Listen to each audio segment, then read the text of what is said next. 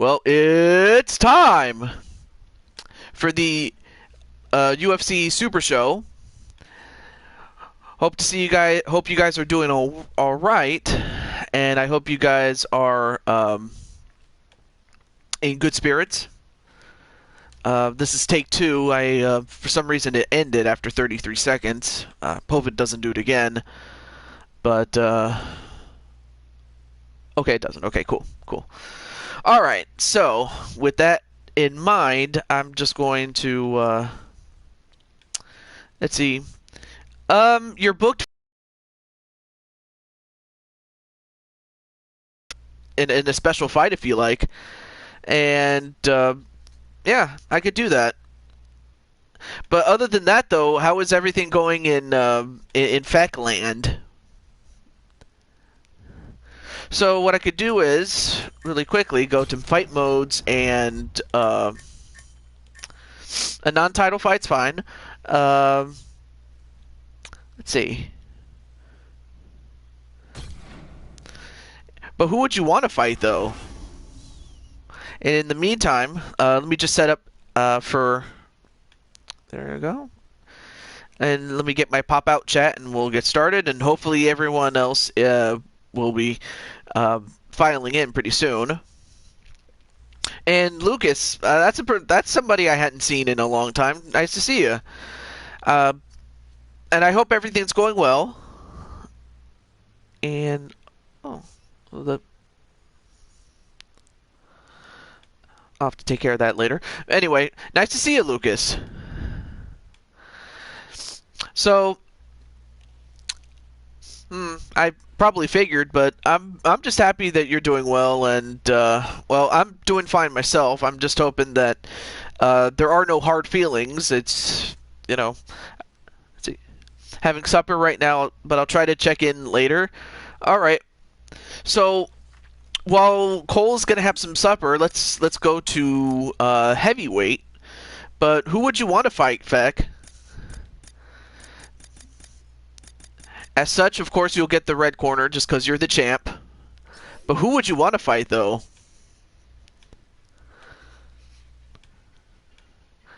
And there we go. We got that.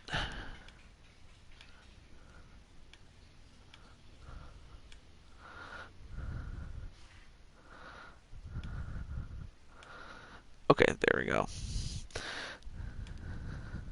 And I guess we can keep it at the Scotiabank Arena, or no, sorry, the Bell Center, since you live in Montreal.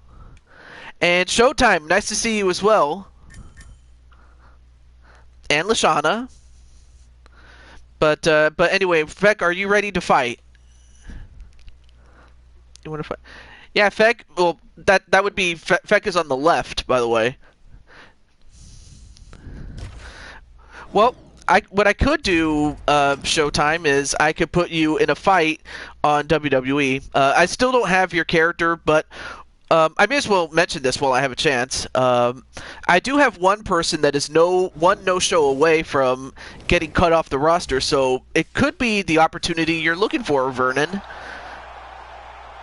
That is, provided everyone in front of you is not there, but you are. But, you know, you just have to be there and present. And I could probably extend that same thing to Insane One and, you know, whoever's there at the end of the show, if a no-show happens. No, not Slice, though. Slice has a boxing background. Who is Slice? Oh, Kimbo Slice is... If you type him up on YouTube, chances are you're going to find those backyard fights, him doing some boxing... and street fighting. You know, that sister has been busy in real life. I understand. I understand that, you know.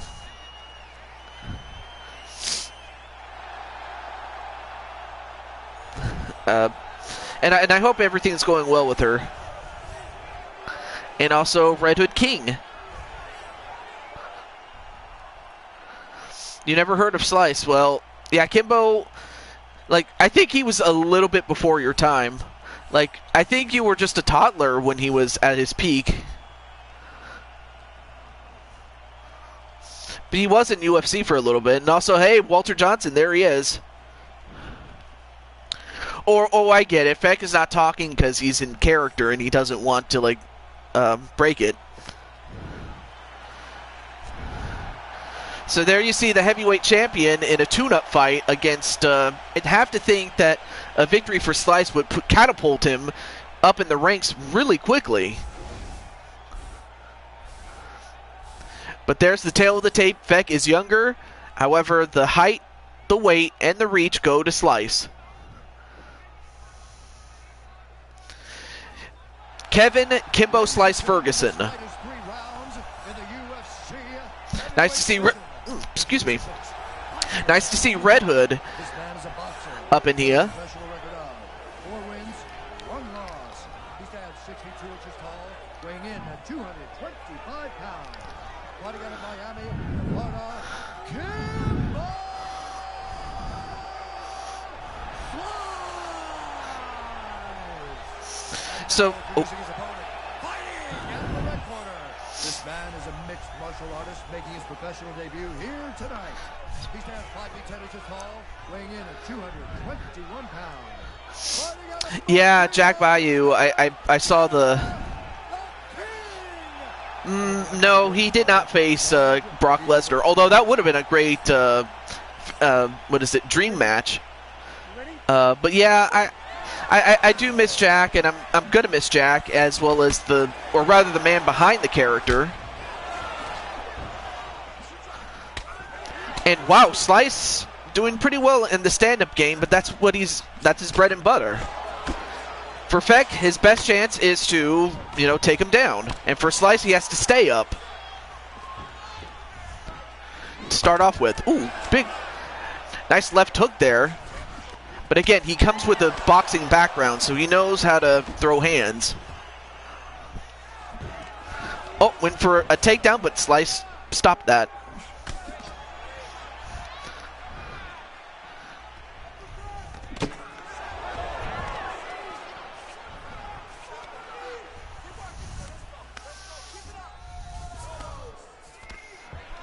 And now Feck from behind, either trying to take him down or trying to control the clinch there. Not sure what Slice is going to do. He's not moving though.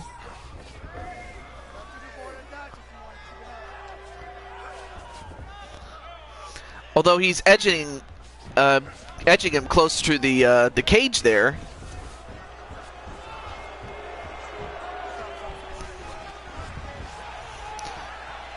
And, okay, well, now being put back into the center of the ring.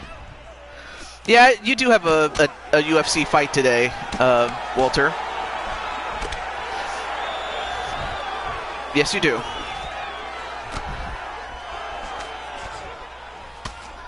Ooh, nice kick there to Kimbo. Oh, nice takedown onto Kimbo, and now Kimbo just might be at the mercy of Feck. Now he's got that heel.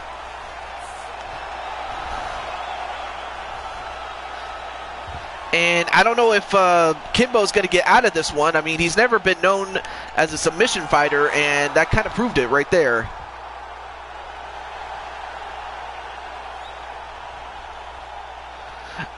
And Feck, of course, gets another win as he improves to 24-4.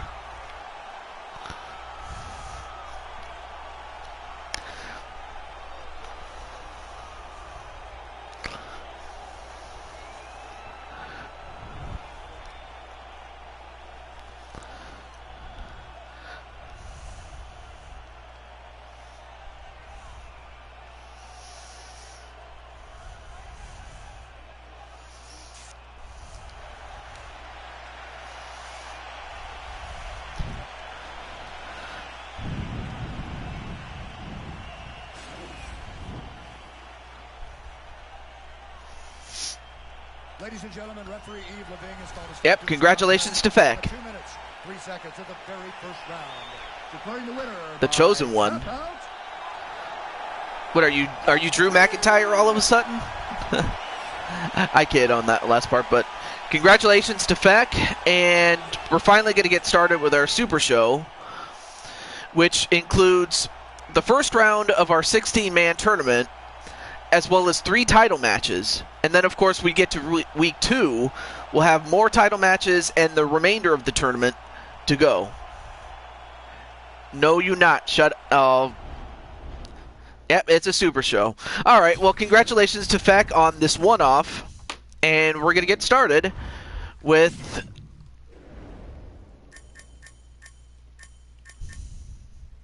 two title fights, and then we get to the tournament.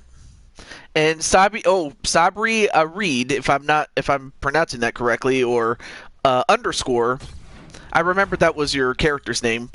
So nice to see you, underscore.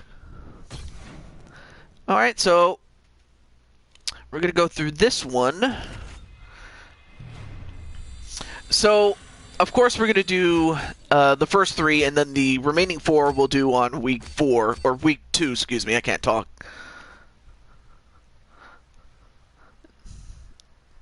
Fly over my house today. The Featherweight champs here. Anyway, before we lose any more time, let's get to... yeah, I heard about Jack Bayou, and... although no one really knows how exactly he passed away, or the man behind the character, so I really can't say if it was, accidental or if it was, negligence on his part. I don't know. But either way, it is sad. So that much I will say. So up first is, yeah, exactly. I knew how he died. It's just we don't know how he got it. That's the question. So before I forget, let me let Miss Tiffany know that that her fight is up next. So let me just let Tiffany know.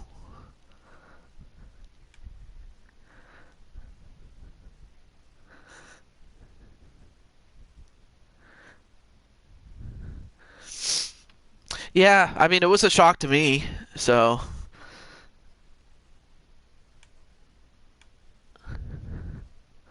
Which way?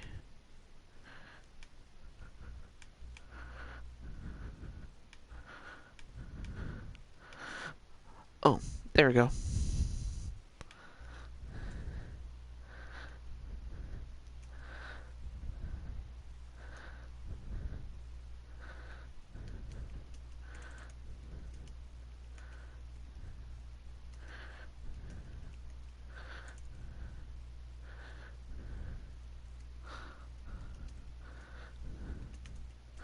Just letting Tiffany know that her fight is up first. And there we go. We got it. Okay, so let's get going right here with the champion, Tiffany Sky, against Raquel Pennington. Pennington defeated Sky in a non-title fight, and that's how Pennington got this opportunity that she has in front of her.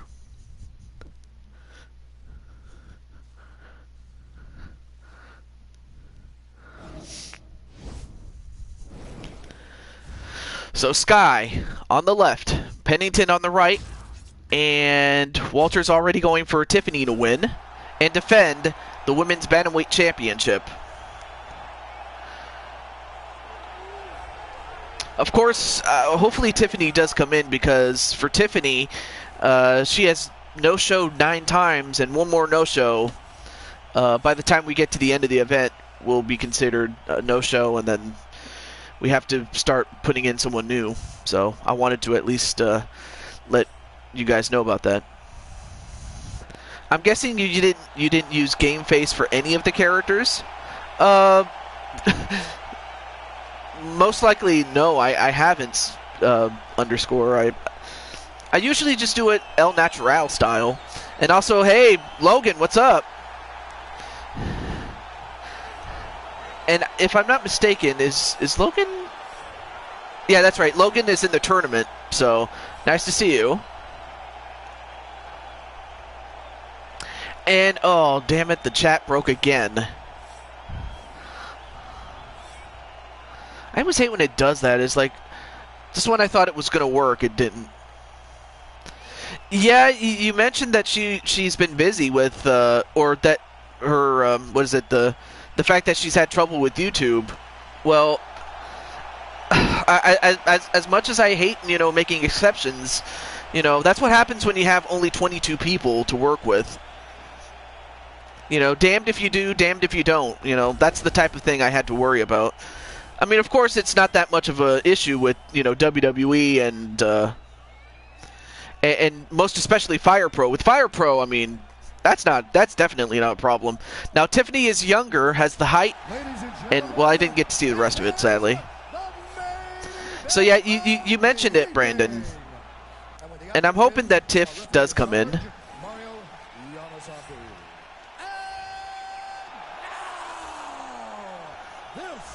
Is the moment UFC fans around the world have been waiting for. Live from the sold-out Bell Center in Montreal, Quebec, Canada.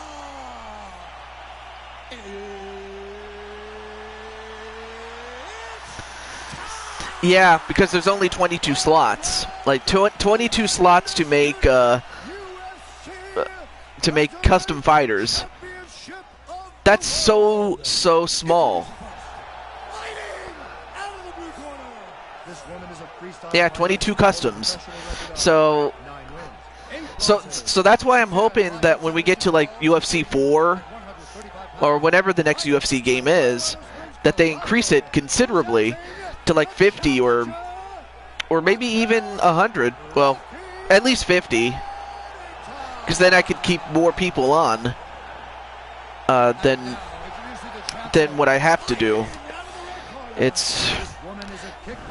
But as it stands now, is it unfair? Yes, but it's also not unfair, or it's also unfair to those who have been waiting to get in this, like Red Hood or who else do we have? Like Red Hood. Let's see, Roblox, and then what was his name?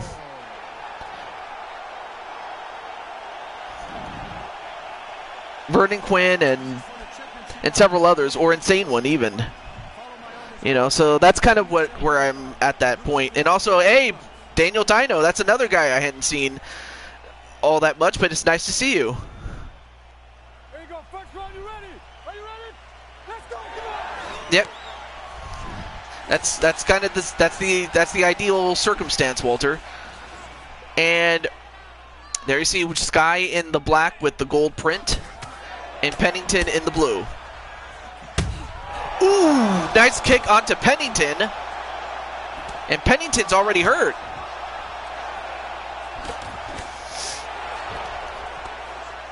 Although, ooh, nice takedown defense by Sky. And of course, Tiffany wants to keep it standing, so it's not a bad idea, considering she's doing pretty well against Pennington. So.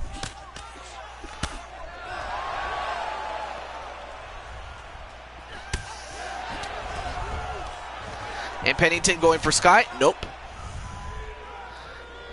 Can't take her down, though. Oh.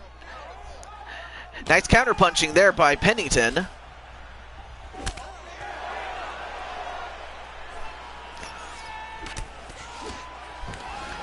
And Pennington, nope, tried to take her down again, but can't.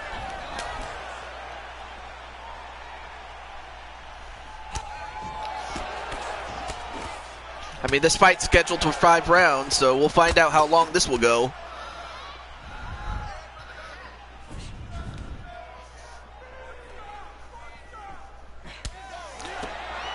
Nice couple of kicks there.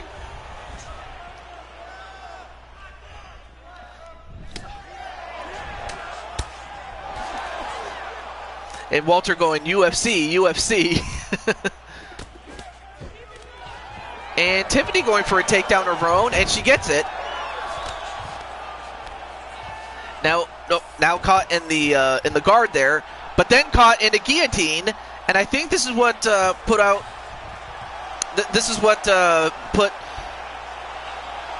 Tiffany Sky out in her previous fight with Pennington. And is Tiffany going to get out of this one? And she does not.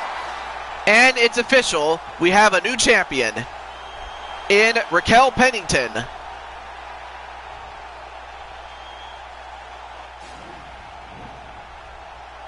And for Tiff, I mean, what a way to go out, potentially.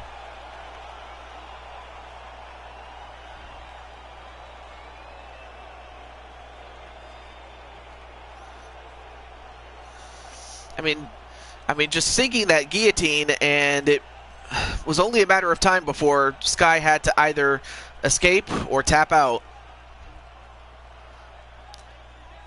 But congratulations nonetheless to Raquel Pennington.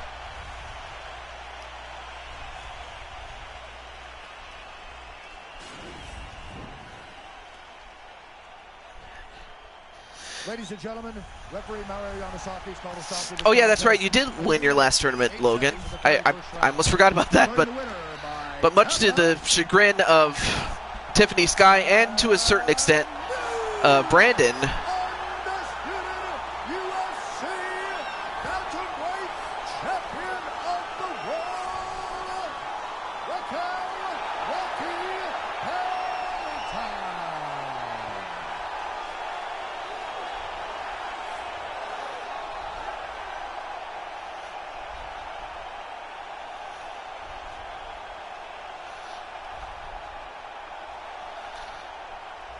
So Pennington, the new champion.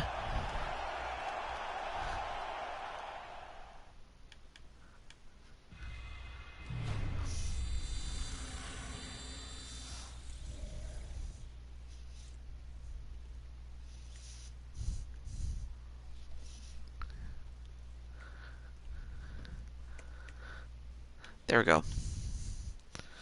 So we now have a new champ. But then we'll have one more title fight, and then we'll go to our tournament, and then we'll go through the tournament in the first round, and then cap it off with Cuevas against Jessica Andrade. I finally found out how to correctly pronounce Kiyomi's opponent's last name correctly. But up next is Mcqueen against the first ever strawweight champion, Carla Esparza, as Mcqueen is defending the Bantamweight championship, or not the Bantamweight championship, excuse me, the Featherweight championship. And of course the advantage for Carla is that she does not have to, well, she didn't have to do too much weight cutting to get to this, so that's an advantage for her. But with that said, let's find out if Mcqueen can hold on to the gold.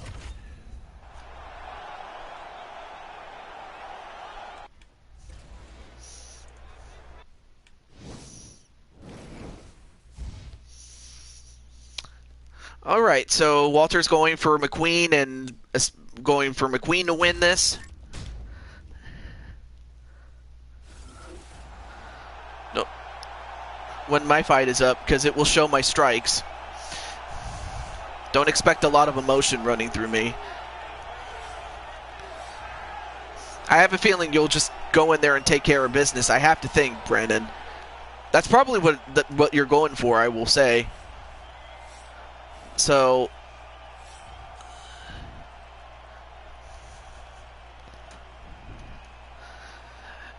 she was the Ultimate Fighter 20 winner, first ever strawweight champion, and in fact, by winning the Ultimate Fighter, she became the first ever strawweight champion. Of course, she would lose it to Joanna Jędrzejczyk, that title at the time. But now we have Nicole Mcqueen, who has successfully defended the championship one time already.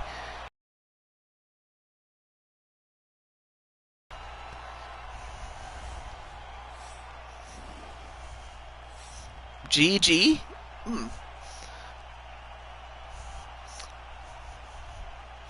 Oh, I almost forgot. I almost forgot to do this. Let me do this really quick.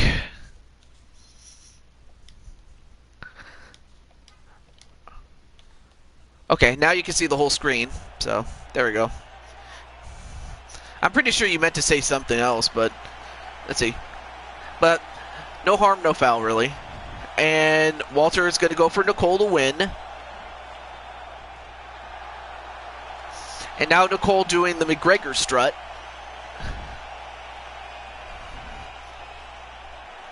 I mean, Nicole does come into this 8-9, but has been on a 2-match winning streak. Can't even talk. A 2-fight winning streak. I can't talk. So Mcqueen is younger. She's got the height, the weight, and the reach. And for Carla, her work is cut out for her. I will say that. Ladies and gentlemen, this is the What do I think of 2K21 being canceled? Well, it didn't surprise me given how bad 2K20 was, so... You know, is it sad that it happened? Yeah, but it was probably for the best, and plus... I'm hoping that, you know, if we ever get 2K22, you know, it'll be with a much renewed effort than what we got with 2K20, because you can imagine how disappointed I really was. WWE Battlegrounds looks fun. I saw a little bit, but I really haven't seen a lot to, you know, warrant an opinion, really. Other than it kind of looks like WWE All-Stars a little bit. 6 losses. She stands 5 feet 1 inch tall, weighing in at 115 pounds, fighting out of Irvine, California, presenting the challenger, Carla Cookie Monster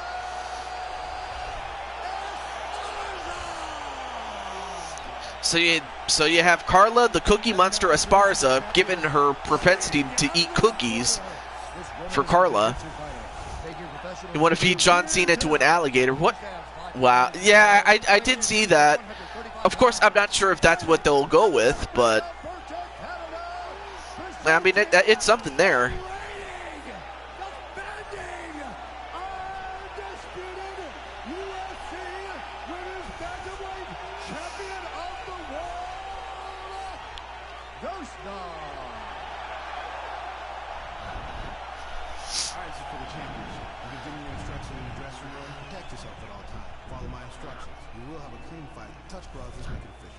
And, okay, well, neither touch gloves. I don't know if that's going to be an omen either way, but let's see.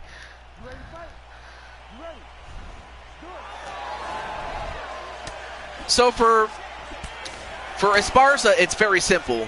Get Mcqueen on the ground and try to submit her. Or out-wrestle her or keep her on the ground if you can. If you're Mcqueen, you want to stay up and try to knock out Esparza.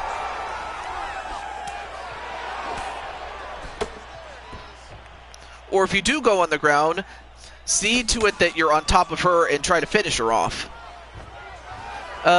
Yes, I did move you up in weight. I moved you up to light heavyweight, as that's the minimum you'll have to be in order to fight for the heavyweight title. But you could also fight for the light heavyweight title as well. Ooh, nice high kick there onto Esparza. Oh, Esparza went for a high kick but missed.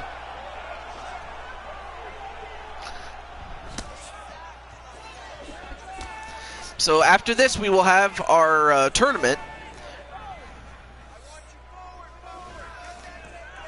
which will also include Walter, Logan, and I believe that's it as far as the people that are in the chat. I saw Cole Wesson earlier, but he said he had to go eat, so hopefully by the time he gets back, he can fight. He can see his fight, and several other people that are not here yet.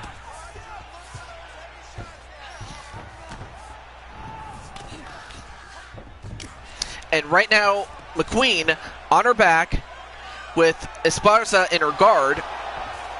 Nope, turns it around and now is in the full mount and can really do some damage. Hey, Penelope Mcqueen. There you see your quote-unquote sister in this fight wearing the black.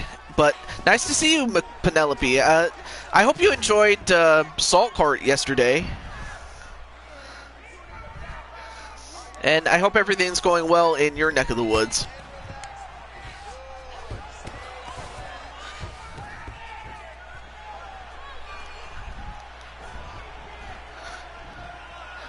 So now Mcqueen, Nicole McQueen is up. Oh, trust me, I always enjoy Salt Cart. Hopefully one of these days you can play with us. Or any other game I don't even know if you have any games, but if you do, it would definitely be it would definitely be a pleasure to play. Ooh, nice knee, but Carla was already standing up when she got the knee. Oh, but now Esparza fighting back, showing she has a little bit of power in those fists.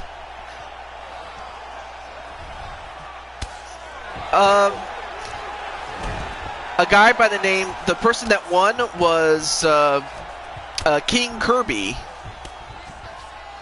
A newcomer to the series, but definitely not a newcomer when it came to playing that game, but King Kirby.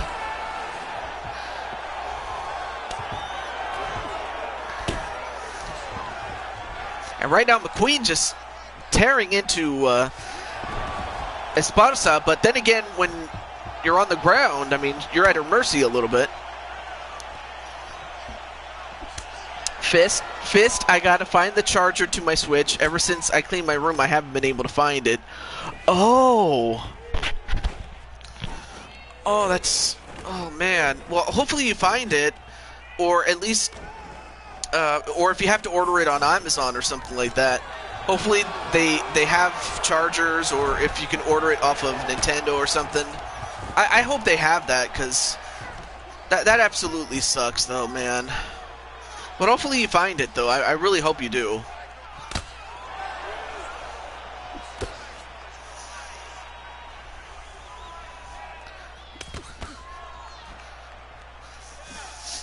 Yeah, so it was King Kirby.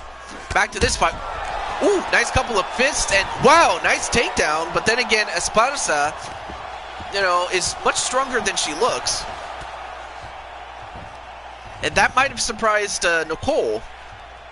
But now Nicole going to try to get back up, and she does. Now in the clinch. Oh, but nice inside leg takedown by Esparza, especially with that wrestling ability that she has.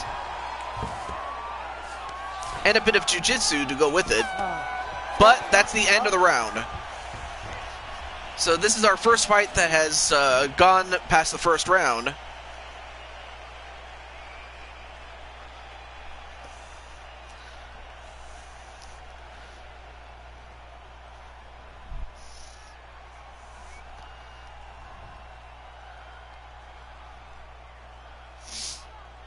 So if I was going based on, you know, wrestling, I probably would go with Esparza, but I don't know. That first round was very, very close, so I wouldn't know, you know, who took it. Although if I had to go with takedowns to score a winner, I would have to go with Esparza for the first round.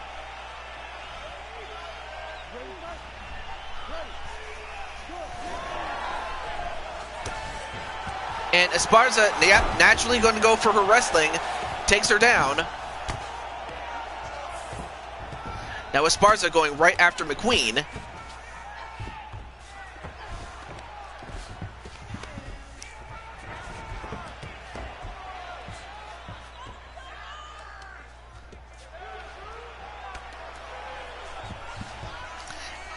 But now in the clinch. Walter Johnson cheering her on, and now another inside leg trip to take down McQueen. Now Esparza into half guard.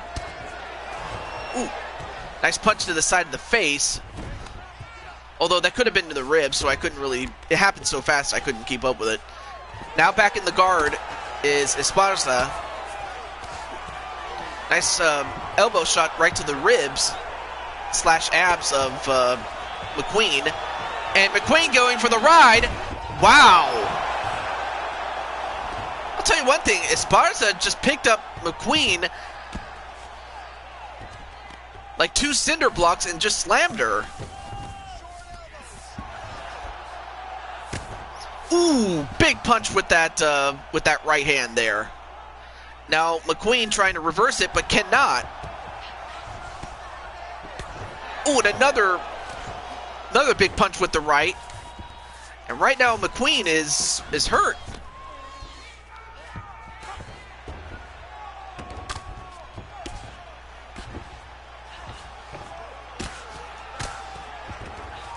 But Nicole trying to fight out, but cannot escape. Now in the half guard. Nice punch right to the ribs. Nicole trying to get back up, but instead manages to reverse it, and now she's in the half guard of Esparza. But now Esparza trying to go from behind, going for the rear naked choke. No. Now back to the side. Ooh, hammer fist right to the side. Now back in the guard again.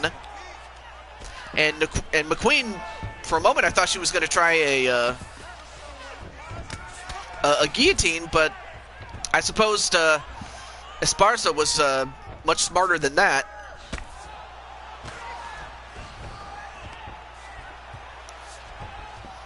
Now Mcqueen trying to kick away, but manages to get back on top of Nicole. Right now, wrestling-wise, I have to give it to, you know, Carla Esparza, because, you know, she is an accomplished Olympic wrestler herself.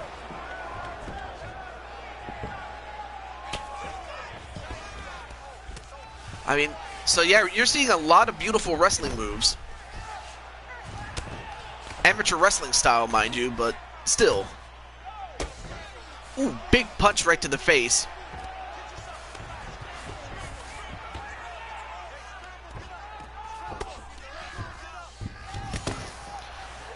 Ooh, big punch there to Nicole there. It's so close. I really don't know who's going to win this.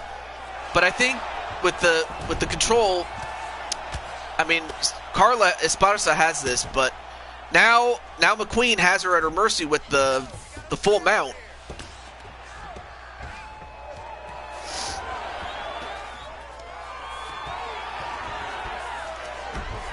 Now in the side mount, but then decides, you know what, I'm just going to stand back up. Or not. Ooh. Nice knee. You can only deliver a knee in the side mount. But now both women are back up. Now in a Muay Thai clinch. But steps away.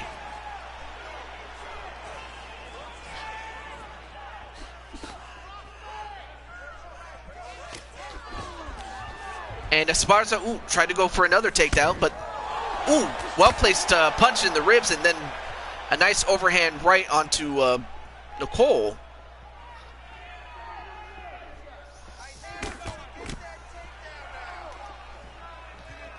But yeah, I hope you do find your charger to your Switch, because it would be so awesome to have you play.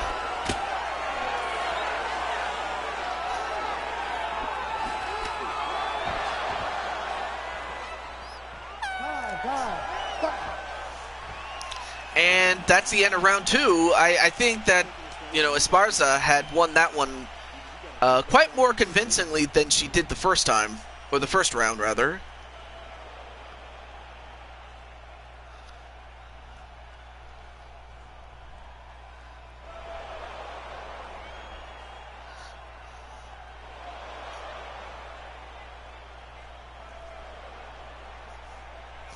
And okay, what's with the poop emoji, Logan?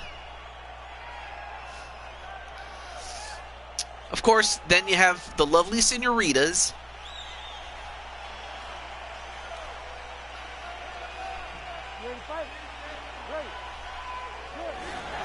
All right, here we go. Ooh, big uppercut onto Mcqueen, and Mcqueen already hurt a little bit. Hey, Mythic Legends Wrestling. I saw your show, or at least the beginning of the tribute to Jack Bayou, but it's nice to see you. Whoa! What a spear onto Mcqueen! And now Esparza is, well, she was in the Americana position, and Mcqueen trying to prevent it, but it's great to see Greg / Mythic Legends Wrestling and Maddie with with Penelope the Hamster. Yeah, it was for Bayou and Matt Madison and their manager.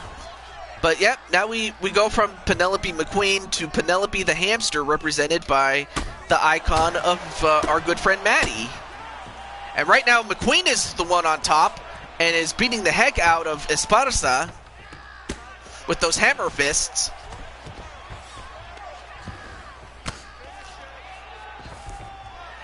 And now it's Mcqueen that's in the Americana position, just getting hammer fisted, and Esparza trying to get back up. Oh, I'm doing pretty well, Maddie. It's nice to see you. And let's see, I'm trying to think of other hamsters from Hamtaro that I was a big fan of. Oh yeah, Oxnard. I forgot about Oxnard. He kind of reminded me of me when I was little. But yeah, a lot of people have been talking about Jack Bayou, and I'm gonna miss him. I really will. And I don't know how his manager contracted the virus, but ooh, it was that overhand right that Esparza contracted. But other than that, though, I'm doing pretty well, Maddie, and I do want to, give my condolences to the family of the man behind Jack Bayou and Matt Madison.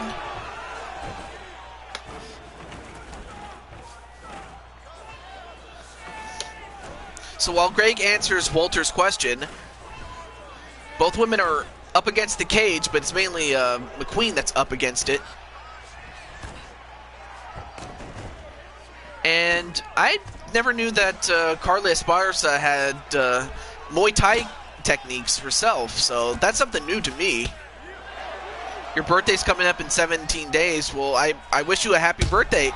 Ooh, knee right to the head as Esparza was diving into it. His manager got the virus and it killed him. So that was... Greg's answer to Walter. Ooh, what a kick onto Mcqueen. Man, both these ladies are just beating the hell out of each other. We've seen some beautiful wrestling, and now we're seeing some vicious punches right there. Some knees and kicks as well. Can't forget those. But yeah, I could totally see SA kicking some butt in that cage.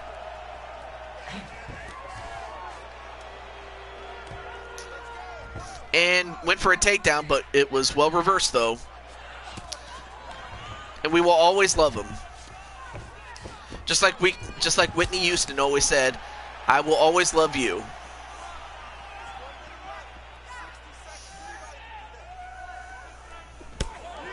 Ooh, nice oblique kick there to Esparza. Esparza again, once again using that wrestling ability and taking her down, but she doesn't stay down for long. She gets back up. Ooh, nice side kick a la Shawn Michaels, and then another head kick. And I gotta say, Esparza has herself a chin. A lesser woman would have already been done by now, but Esparza has been fighting her close, so it's a very close fight, though. Went for a takedown. Oh, nice side suplex variation of it. Oh, but Nicole doesn't stay down. In fact, she gets back up. And also, welcome back, Cole Wesson. You're just in time for, well, for what is now going to be the, I think, fourth round of this fight. Man, this has definitely been a very well-fought fight between both women.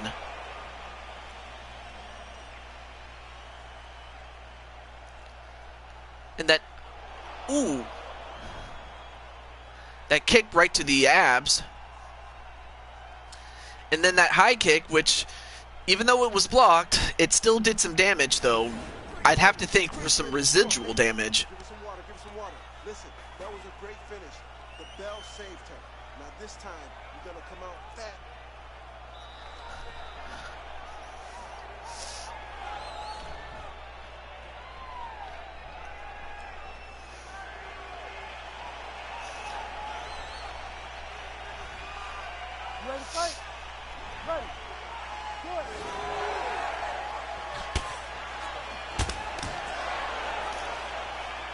And Walter's calling for Mcqueen to win in round 4. And it could happen. Let's see. Oh, but Esparza, took that big punch right to the chin. And is stunned a little bit. But Esparza, predictably going to her wrestling and taking down Mcqueen.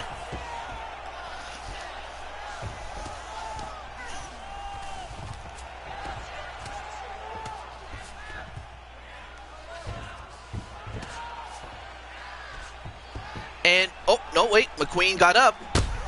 Ooh, uppercut, 2 uppercuts. And a takedown onto Esparza. All right, well, Esparza got up, though, and takes down Mcqueen. If there's one thing that Esparza has been doing pretty well, it's those takedowns.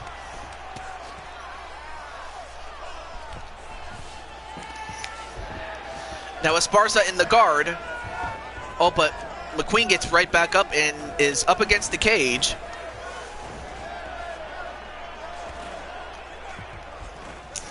But I hope you have a great birthday, Maddie.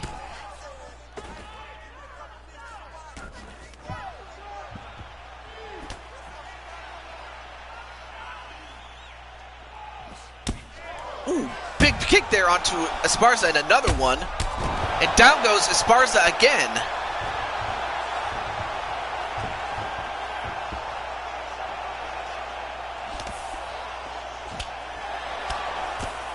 But a couple of well-placed punches, one right to the abs and a couple jabs right to the face.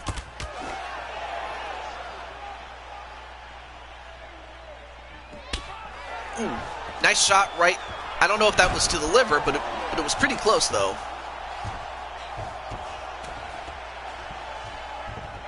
I always forget which side of the body is the liver, so I really wouldn't know. And it's not like I know. I'm not a fighter in real life, though, but then again, I also don't know much about the human anatomy, other than maybe a few things, but that's beside the point. Back to this fight, though. Another great takedown by Esparza. Now in the side mount. Oh. But now both women back up in the clinch. Oh, it's the right side. Okay, so thank you for telling me, Cole.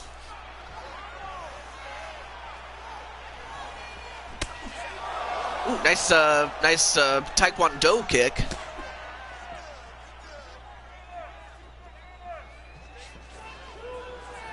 Or its European equivalent, capoeira. Ooh, nice left hook there. But I'll tell you one thing, Esparza has got herself a chin because a lesser woman, like I said, would have already been done by now.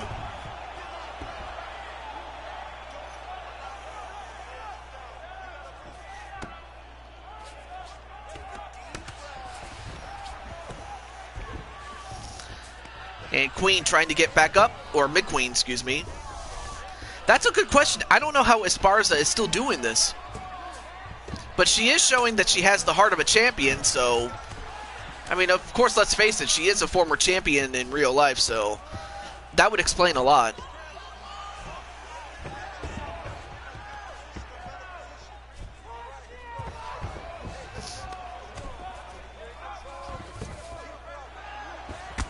Oh, now in the Americana position. Nice hammer fist there onto Mcqueen. But Nicole, got to give Nicole a lot of credit too, because there were a couple of times where I thought that Nicole would, falter, but she still continues to fight. Both of them do. This might be the fight of the night here. Nice right hook there onto Esparza. Got less than 20 seconds to go, and another takedown. And, hey, Nightmare Queen, nice to see you. There you see the person that you call the fake queen right now on the bottom. But that's going to do it for round 4.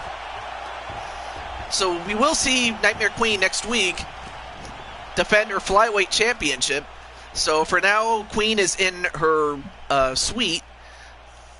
She's in the box suites, you know, the ones with, you know, with room service and, you know. So it could go the distance. But nonetheless, though, it's great to see the flyweight champion, Nightmare Queen. And next to her, Jason Voorhees.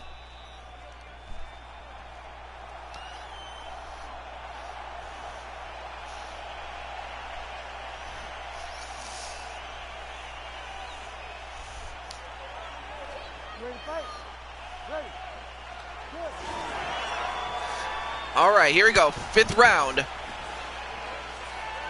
For Esparza, though, she may be used to it.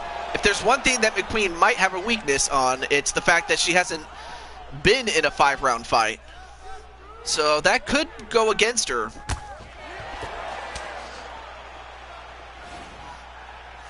So both ladies are at that point where any one mistake could end it.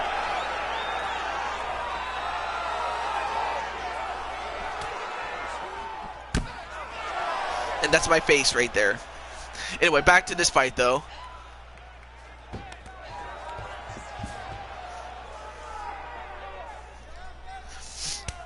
Ooh.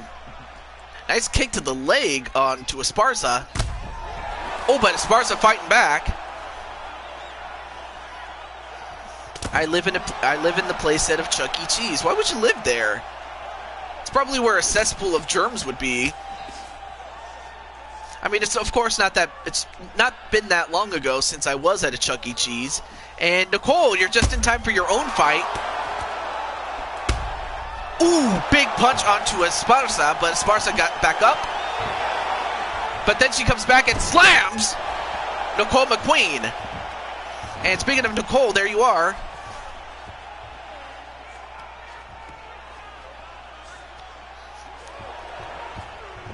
I don't know, Walter, you might have to ask her, but she did mention where it was. But I'll leave it at that. Well, okay, so she said no. All right. And besides, you got to get ready, you know, whether this fight goes to the decision or if it somehow ends one way or the other. We got about 3 minutes left before we get to a potential decision. A couple of elbows.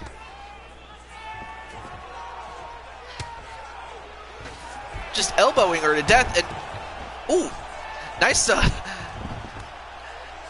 nice roll down there, but now trying to take the back, but now in the guard.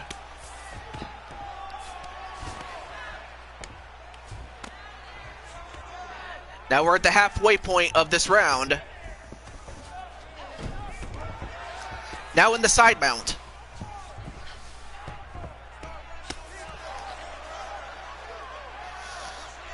Both ladies have got to be tired at this point.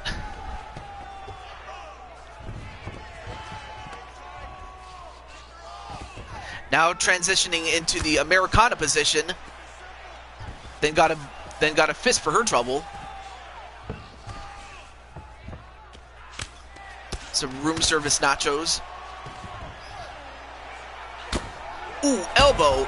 And a couple of elbows, and oh, that's it. And Nicole gets a late round, or rather a late fight finish, as I think it was a minute 55 seconds left before it would go to the judges, and it's all over.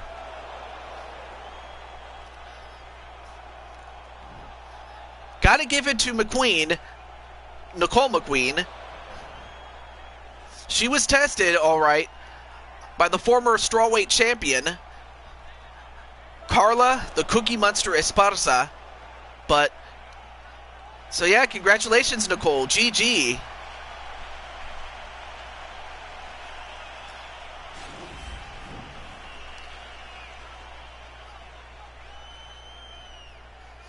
Ladies and gentlemen, referee Herb Dean is going to stop to this contest at 3 minutes, 5 seconds of round number 5. Declaring the winner by knockout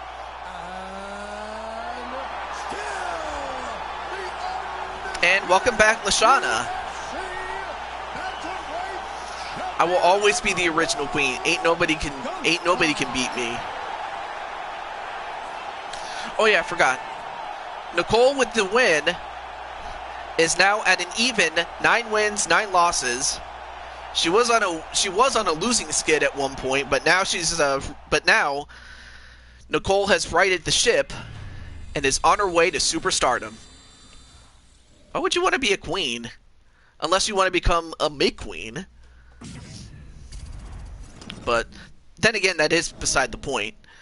But now we get to... And then Nightmare Queen's like, no. Alright, well now let's get to our tournament now. Yes, I do want to start the tournament. So here we go. So, let's see. We have myself against Masvidal, Elementor against Mobmen, B-Super against BJ Penn, Logan Hinton against Machida, Tanman C against JWE. I'm surprised JWE isn't here. Rockhawk against Walter Johnson in the rematch.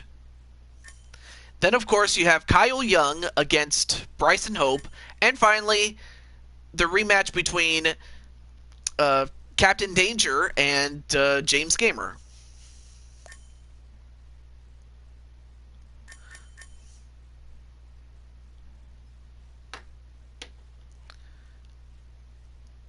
Okay. Well, since you asked, I figured it's only fitting. Alright, so it's Logan Hinton's fight with Lyoto Machida, a man who is a former UFC light heavyweight champion.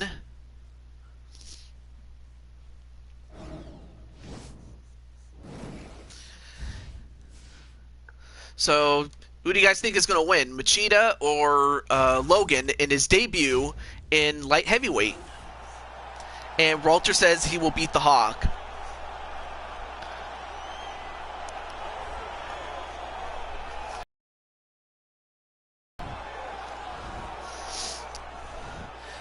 Cole's going to go for Logan, and Queen is going to go for Machida.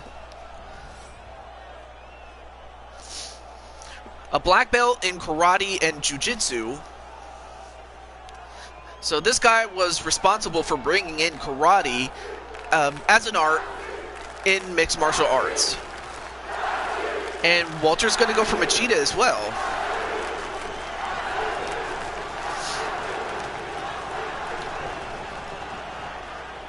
And apparently Logan's picking the ref. Why? You can't pick the ref?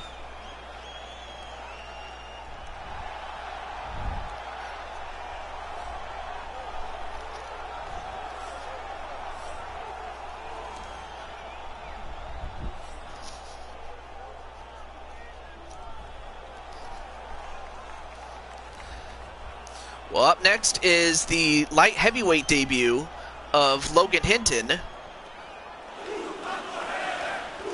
And he enters with 15 wins and 13 losses. And, oh, I got a party invite. Let me get this really quick.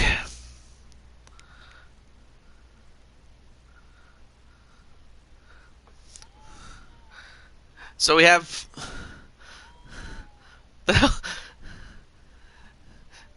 So we have... Yeah, we have Nightmare Queen, Nightmare King, and the Samurai. Young Samurai. Yeah, I just got the invitation. I didn't know that TJ was going to be in here while he was streaming. So. Well, nonetheless, though.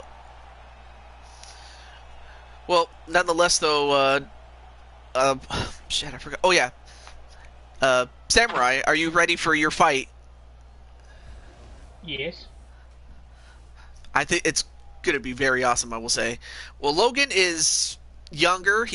It's the same height, but the weight is slightly in the favor of Logan by about 1 pound. And so is the reach by 1 inch. But anyway, I hope everything's going well in Samurai Land. It's going alright. I'm just trying to figure some stuff out right now.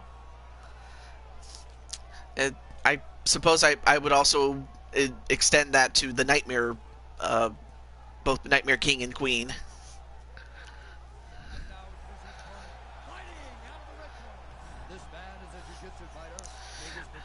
So we've already introduced Machida. We also have Logan, who, as I mentioned, is 15 wins, 13 losses. So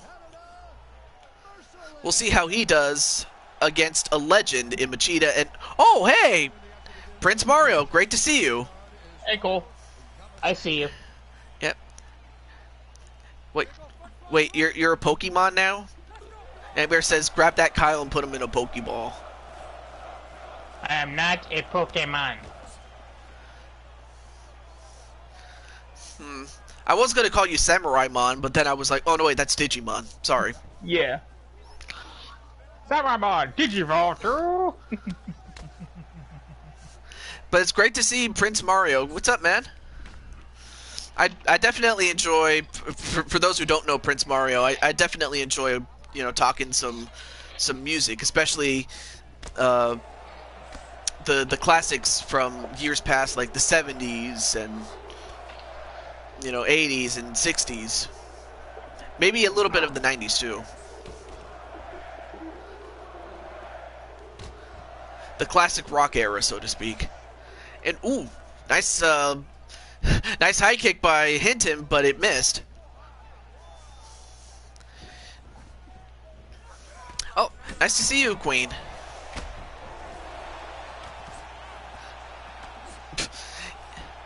And Prince Mara says, even though I'm an early 2000s kid, I never watched Digimon much. Digimon much. I was... much. See, I can't talk.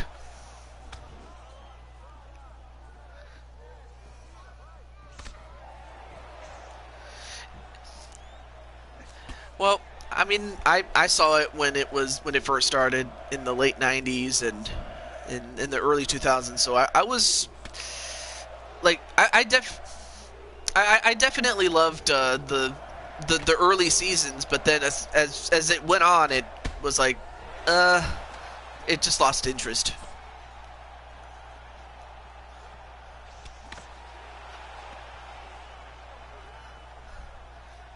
Ooh, yeah, I remember Blade Blades. I have those.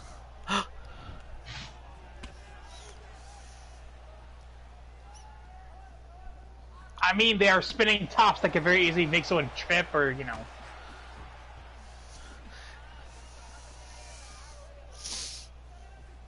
Yeah. And Lashana says that she's a fan of Digimon because of Ken Ikoji.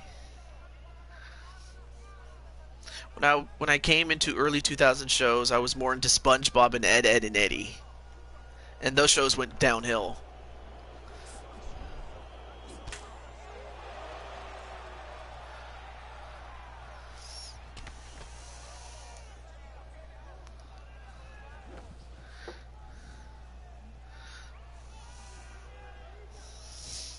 When you were a baby?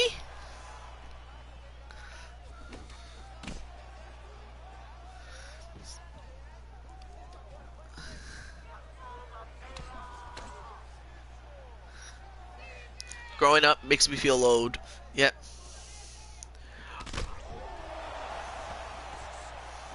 And Lashana says she was an 80s kid and she liked Voltron.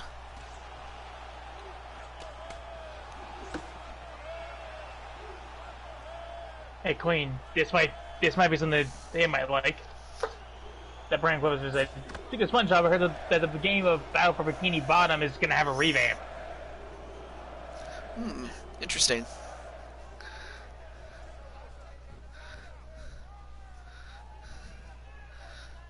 The HQ Nordique is making it. No, I'm not late. It's Brandon Cuevas is late to the party.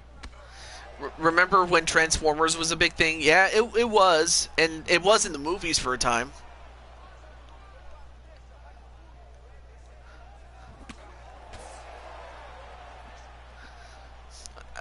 I'm not saying it's not. It's big time. But as far as this fight, I mean, this fight has been very even. I mean, both guys are very passive. I mean, they're not taking too many chances. It's not like the slugfest that we saw in the previous fight.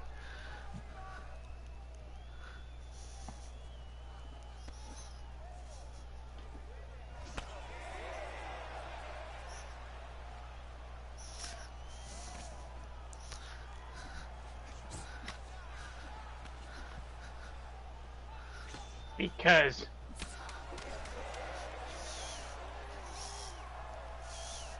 I mean, I definitely enjoyed Remnant's creating yeah, I was about to say create a fighter or create a swordsman mode. Creations mode, that's what it was called.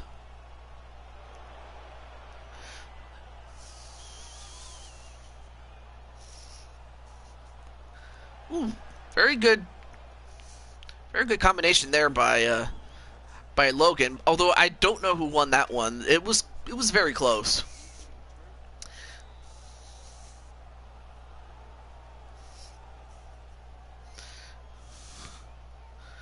Yo. Yeah.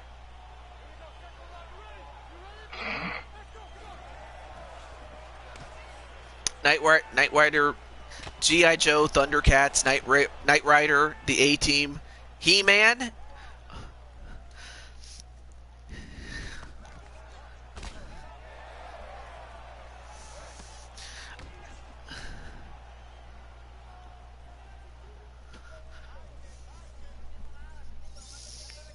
That was me with what was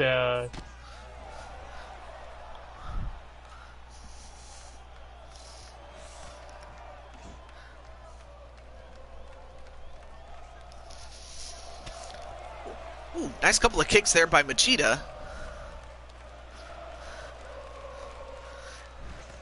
Now, He-Man was awesome sauce. Man, all this talk about cartoons, this is amazing, man.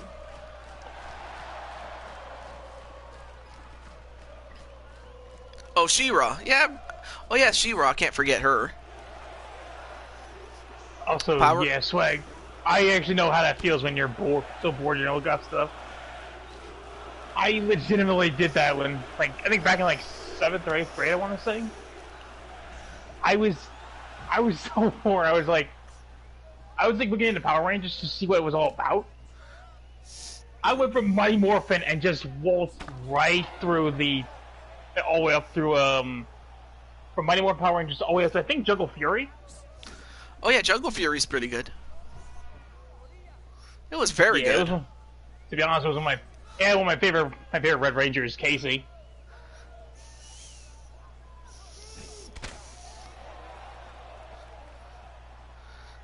So you can kind of see why I also liked him, because he had my favorite animal as his spirit animal. Mm-hmm.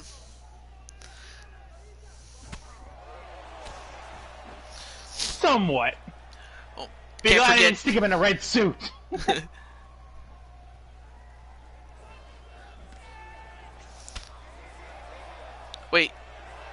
Wait, Kyle-san. If you were a Power Ranger, what color would you be? As much as I'd like to say red, I don't think I would be red. To be honest, I'd probably be the, if I want to say it, I'd probably be the,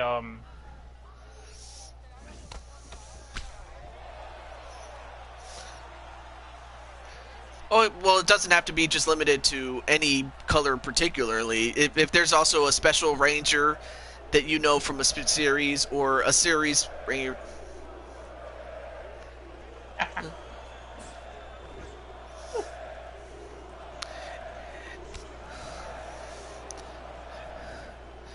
Probably.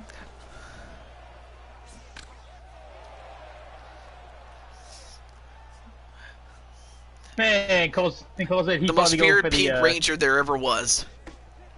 Cole said he'd probably go for the Blue Ranger. Which Blue Ranger, Cole? And Lashana said Navy Thunder. Oh, from I know which one she's talking about. The Ninja Storm. Ninja Storm's Navy Thunder. That one was good. I liked him. Oh yeah.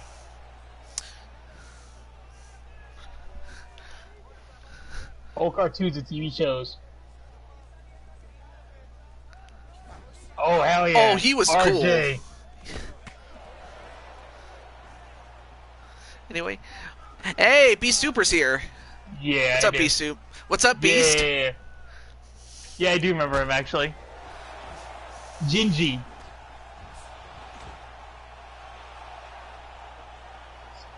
Was it Speed Force? Speed Force. You mean Turbo? Was it Speed There Force? was no Speed Force. There's Time Force. I mean, there was Time Force, yeah. Or Mystic Force. Yeah. Yeah, Mystic Force, Time Force. Those are the only two forces essentially that come out at the moment. Otherwise, there's RPM, which is the only speed one that is out there. Oh, don't forget Turbo. Oh, yeah.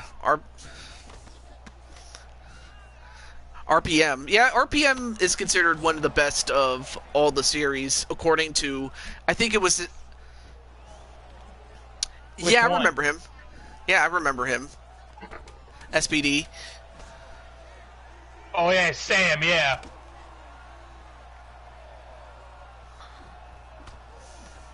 Megaforce. Megaforce was...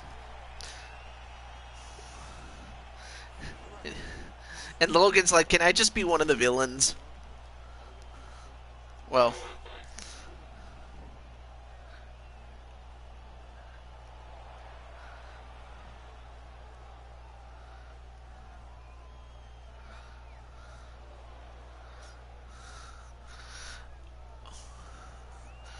I remember Bulk and Skull. Yeah, Bulk and Skull, I remember. This is something that Twitchy pointed out earlier.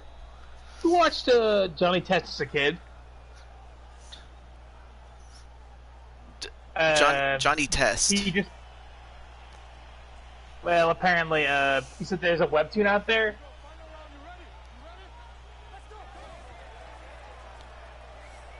Yeah. He's like, just saw the Johnny Test webtoon. You thought, man, Johnny trying to smash a gender swap version of himself? I'm done. Yeah, there's only 3 rounds in this one. Ooh, nice high kick onto Machida. I mean, we were so busy talking Power Rangers and all this other stuff, I forgot about the fight. And it's been a very closely contested fight, though. Lost Galaxy was great. I think some people think Lost Galaxy is perhaps one of the best of the Power Rangers series. Mostly because... I actually remember because it was the Power Rangers in Space and Lost Galaxy crossover episode. Yeah, that one was great.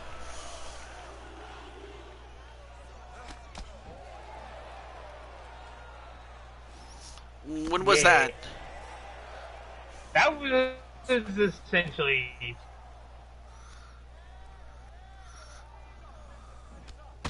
Oh yeah, that one. That one was great. Oh yeah, Johnny Quest. I definitely remember... Yeah, I definitely... Yeah, Johnny Bravo. I'm more familiar with the 1960s version of Johnny Quest.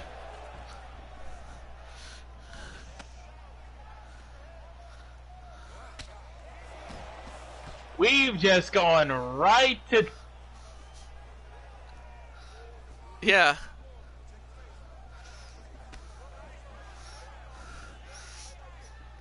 I mean, the only connection with Power Rangers and MMA is Jason David Frank. He competed in... Yes! I'm not gonna lie, though. I actually would love to see Jason David Frank versus Conor McGregor one of these days. I mean, well, I Jason did... David Frank versus CM Punk. Actually, no. Technically, Muhammad already did that. Oh, that's right. To be fair... No, I would die. Thunderbirds and Captain Star.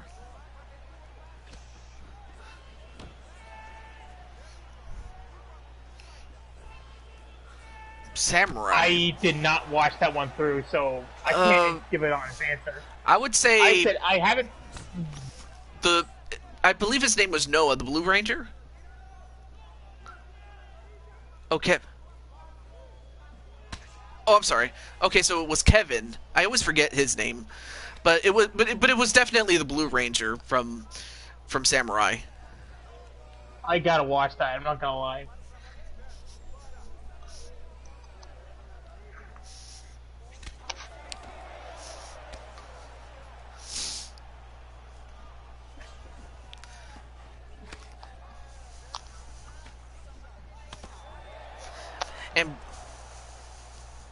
And both guys are just kicking and punching, but so far we haven't had a takedown yet between either one of these guys. Let's see. Tom and Jerry.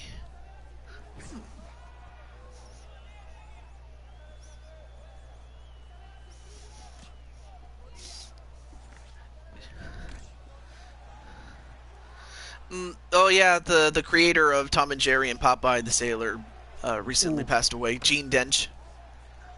Yeah, I heard about that. He was, well, I mean, I definitely love some classic Tom and Jerry and Popeye. Can't go wrong with those.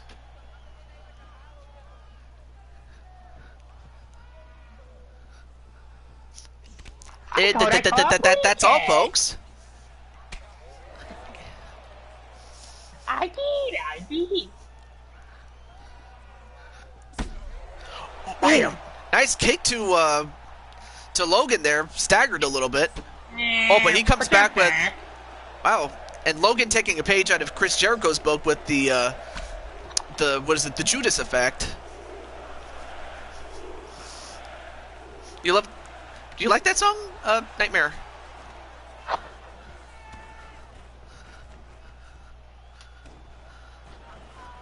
I'll have to watch that video because I didn't see that one.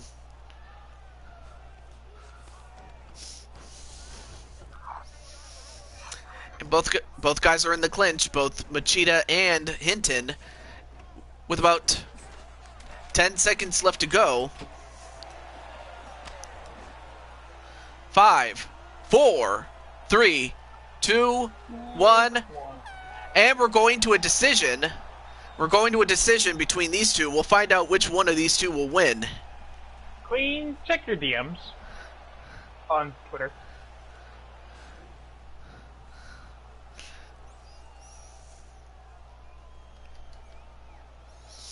But anyway, it's great to see you, Be Super. I forgot to say hello to you.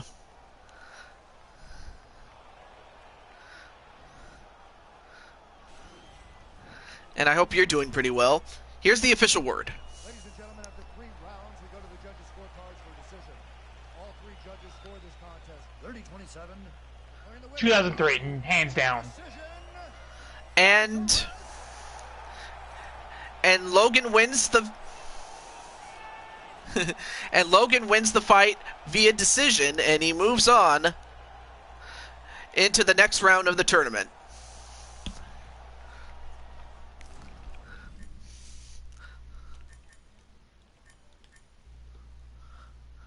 Comic-Con on YouTube Power Rangers, they do Q&As. Oh yeah, those are good videos, by the way. The Q&A videos.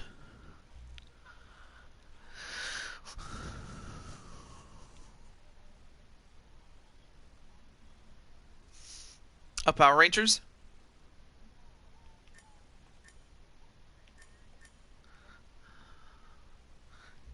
Okay. Alright, well up next is the Hulk, or rather Walter the Hulk Johnson against the Rock Hawk.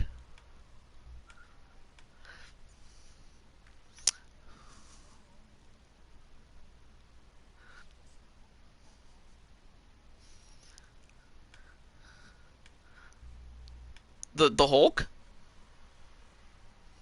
Or Rock Hawk?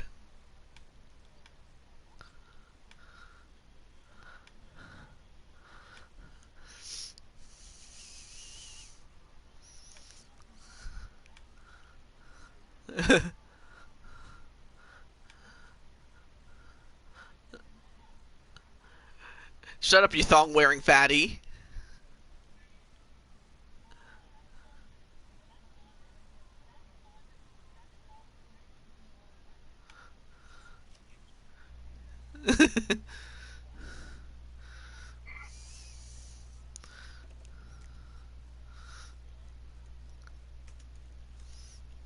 Hey, Queen.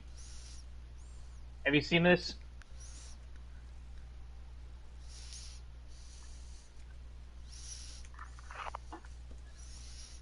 I just saw. Okay. Okay. All right, it's time for Walter and for Walter and the Hawk. What's up? So, who do you guys think is going to win? Eyes. And Walter says himself, obviously. Yeah, seen that before. You know what?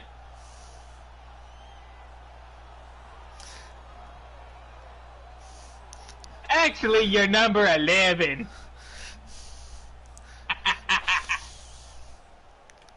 So Walter coming in with the record of 0-2, and of course, as you can see, he's completely covered in green, just to look like the Hulk. I got it, dude. Man, spigot man. Do you know what that means? Then let me teach you a lesson. Woo! Oh geez, I got bad green color, LOL, says Walter.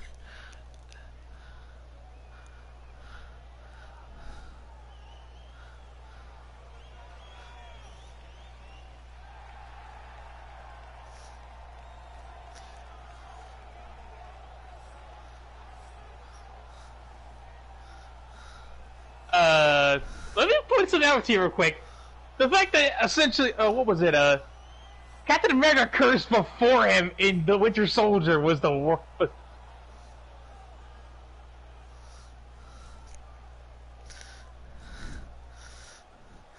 He drops the F-bomb more than you do.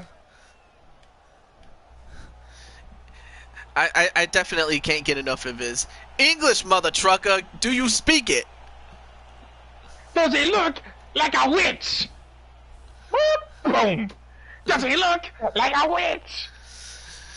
So we have the Rock versus the Hulk, so to speak.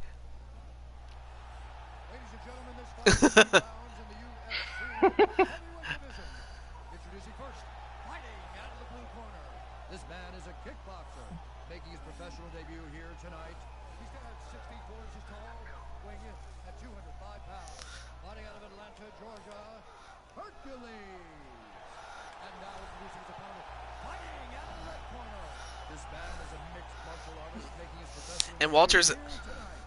He stands and Rockhawk, I forgot to mention, has a record of 2 wins, 3 losses. And Walter was like, "Hey, Nightmare and Queen, who's your pick?"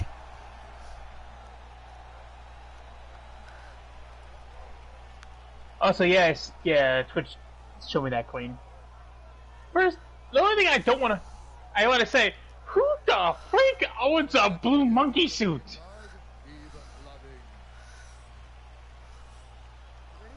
A blue monkey suit. Ooh, nice head kick to Walter Johnson on the onset by the Rock. Rockhawk.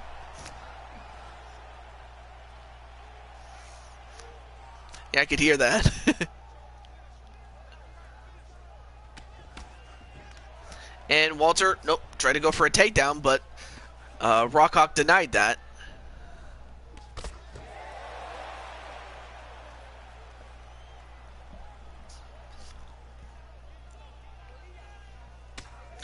Ooh, nice kick right to the side there. Chica. Go get Chica.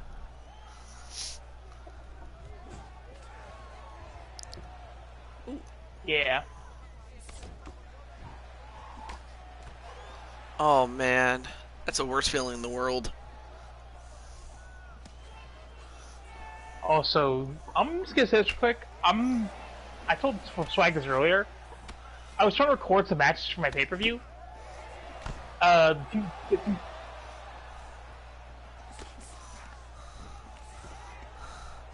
Yeah, yo. But yeah, I was trying to record matches from my pay-per-view earlier.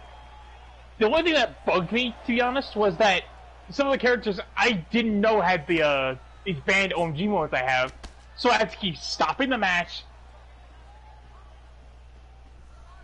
Yeah. It was Andrea with... Yeah, I was like, yeah, I'm not dealing with this shit right now.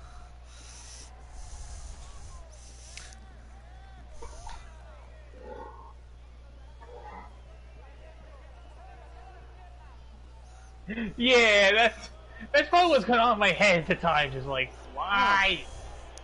And that's a lot of.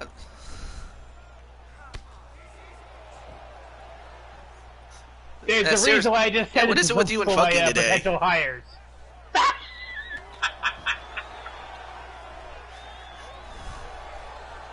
TJ, why? Well, you kind of set yourself up for that. I'm gonna say that. But you kind of set yourself up. It's like you legit. He basically just. Ooh. We might have seen. Well, just because you kept saying it, really. Ooh, nice.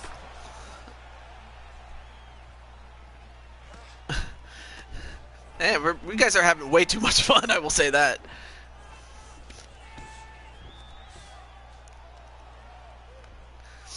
And now Rockhawk trying to take down Walter, and Walter, uh-oh. Now, Rock, what's he got? Oh, he's got some sort of headlock on him. He's got the Anaconda on Walter. And Walter, is he going to get out of this?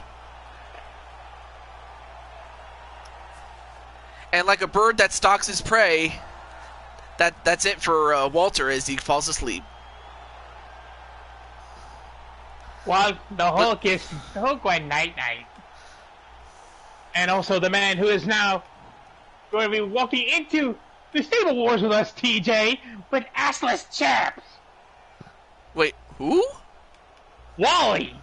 Wally's going in with assless chaps? Yes, he lost the thing last night. Oh, on LTD. Yeah. Also, Blade Charge kind of screwed us over in the G6 matches, by the way, dude. Damn it. I was the first one pinned, and then Blade Charge was in full view, saw me get pinned, but said not to break out the pinfall. Wow. I was like, why do I trust you? Ladies and gentlemen, referee Eve has called a stop to this contest at 3 minutes, 30 seconds of the period. Actually, I think he's either locking up with Drum Monkey or either Drum Monkey or Chance. I was getting pinned, I think, by one of the other ones. I forget. LTD. Yeah, that's an actual character named Drum Monkey. And then Walter says, yeah, I lost. Sorry, Samurai. Weapon X gonna be walking into the Stable Wars with a man with assless chaps.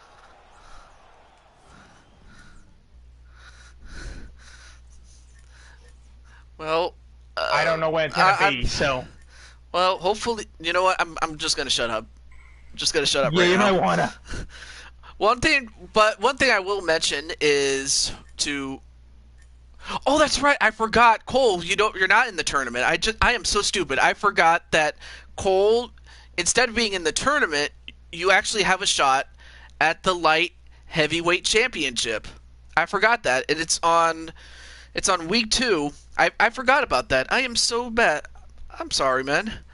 But you're getting your shot next week, so I just completely forgot about that. But one thing that can't be forgotten is Kyle Young, and since he's here, I may as well give him your match. Give him his match. So, Kyle, the Young Samurai, are you ready? Ready as I'll ever be. As you are going one-on-one with Bryson Hope, who I haven't seen after 2 fights. This is gonna be bad if I lose the guy who's not been showing up after 2 fights. Yeah. But that's why I have that no-show rule. So Young has made his return since I forgot your original record, but since your return, you are 2 wins and 0 losses. You're undefeated.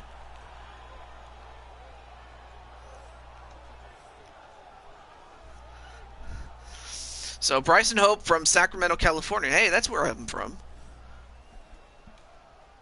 It's weird. And Walter saying Young for the win.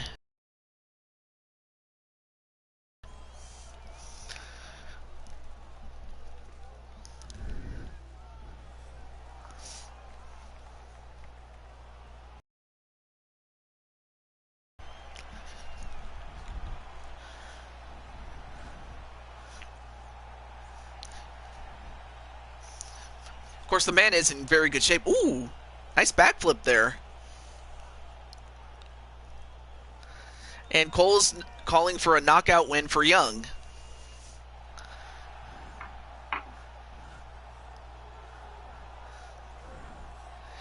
There you see Kyle Young from Chicago, Illinois. Looks a little bit different than his usual look, but you know, given the limitations of the game. I trimmed my beard. Yeah, you just trimmed your beard.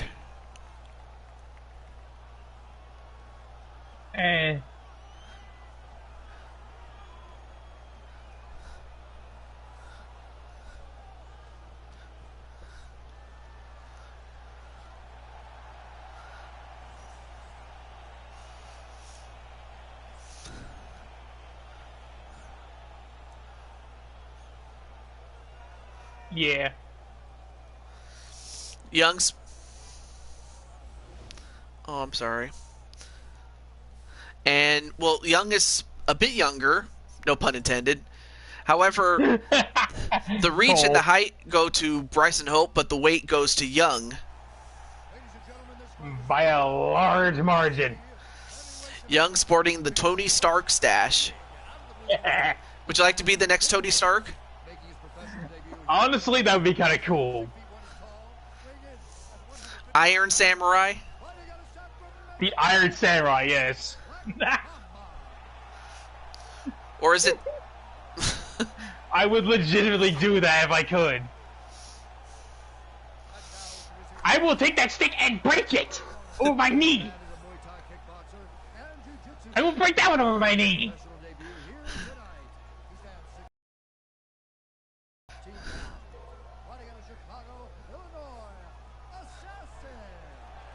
I'll bend it with my knee. How about that?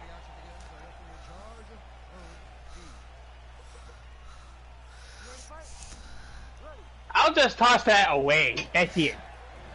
And Young starting off with a kick, a crane kick style, kind of like the Karate Kid. Just a little tribute to nice Amari roll, and he got it on Bryson Hope.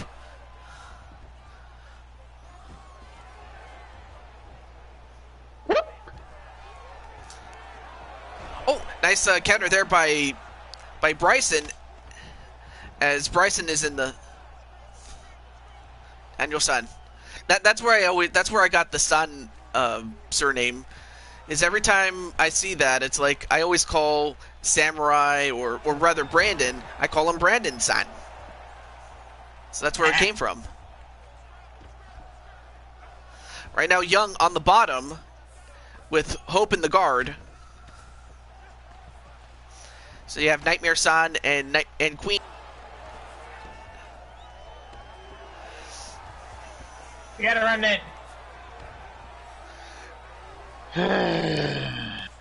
Nice to see Remnant. What's up? Oh, trying to calm down. Oh, just a little bit of gun game with Electric Johnny's FNAF.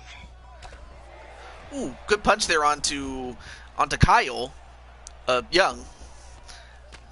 Especially with the other Kyle. I don't know if he's still in the chat, but I'm right here. Yeah.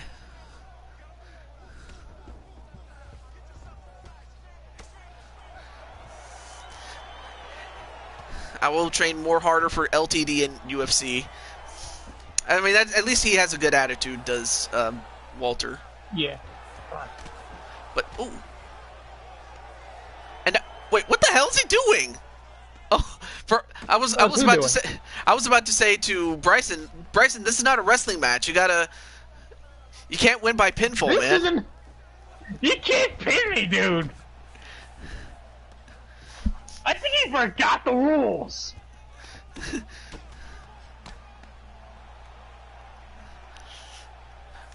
24/7 title in UFC. Yeah, that's the only way it could ever happen. Like if the UFC fighter has the 24/7 title, walks into the ring with it, and then just like his opponent before the fight even actually begins, rolls them up 1, 2, 3. I wouldn't be surprised if Dana White became. Yeah. Sorry. Oh, hold up. Uh-oh, he's got a choke. He's got a windshield choke onto Bryson Hope. And Hope has to tap out with his feet because he couldn't use his hands. And the winner, and still undefeated. Still undefeated, Kyle Young.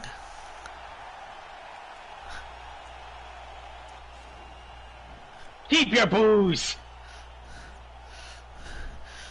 So what happened when I was gone? Not much happened. I go. Also, by the way, Nightmare. Was hoping for a knockout, but submission is just as good, says Cole. GG Iron Samurai, says Cole Wesson. You know what? Well, you know what? Since Remnant is here, I may as well give him his match next. Who knows? Maybe he might take his anger that he has right now and put it on his opponent. Punch you in the face. Pow! Bruh, I've done it before. Last time I did that, you got pinned. Actually, TJ, there is video evidence. There.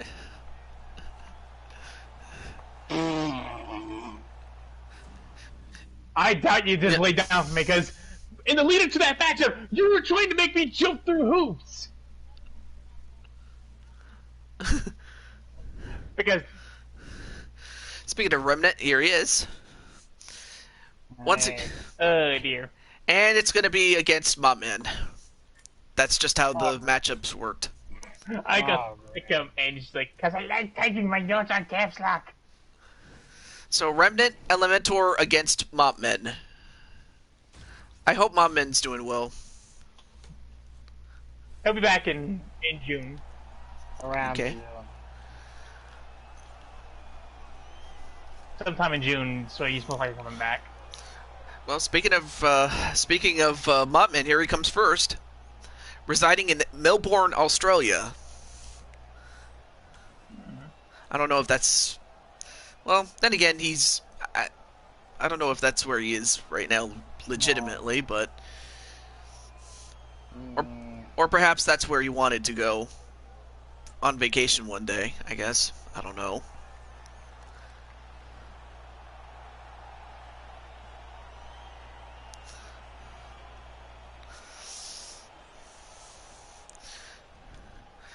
Just trying to find some gnomes. Some gnomes? Challenge in Fortnite.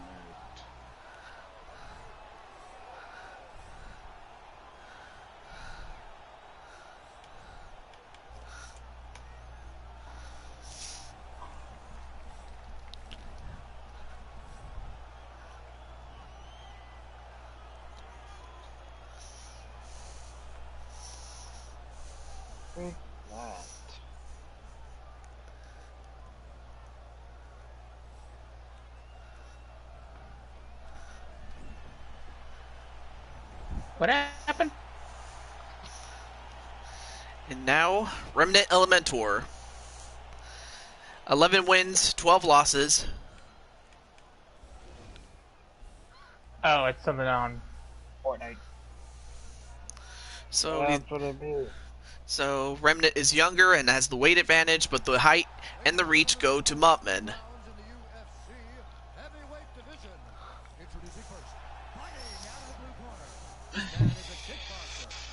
Debut here tonight. He stands 6 feet 5 inches tall, weighing in at 215 pounds. Fighting out of Melbourne, Australia, Hound Dog.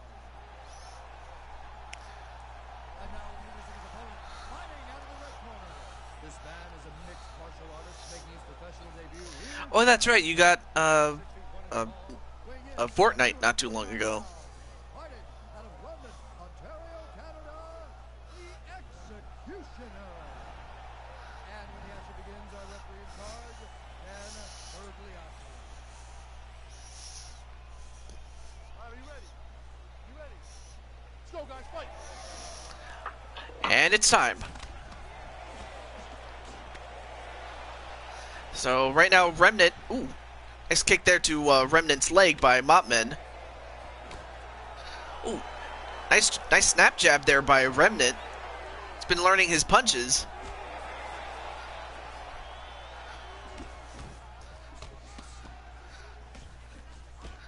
And Remnant just letting those punches go.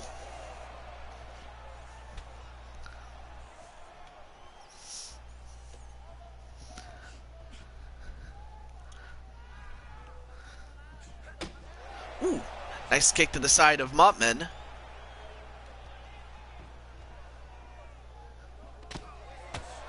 Ooh.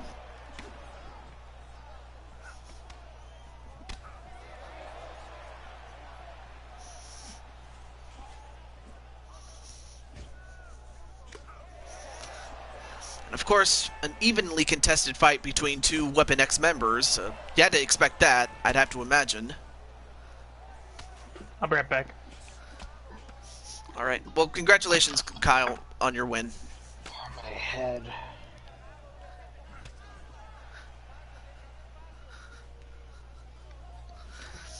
Also, no, that's not what I was going to say. No, also, Remnant, you did a great job with your Soul Calibur 6 creations. Thank you. How'd you like yours? I definitely liked mine, especially wearing a suit, who just so happens to hold a sword. So, yeah. Toad. TJ Toad. Oh, nice takedown onto Mopman by Remnant. His name is Toad. TJ Toad. Yep. And then, now Mopman's on top of Remnant. Well, in the fight, that is. But now Remnant trying to get back up.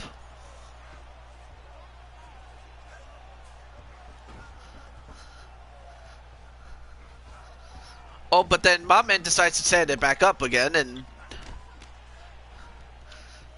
all these double entendres, I'll tell you one thing.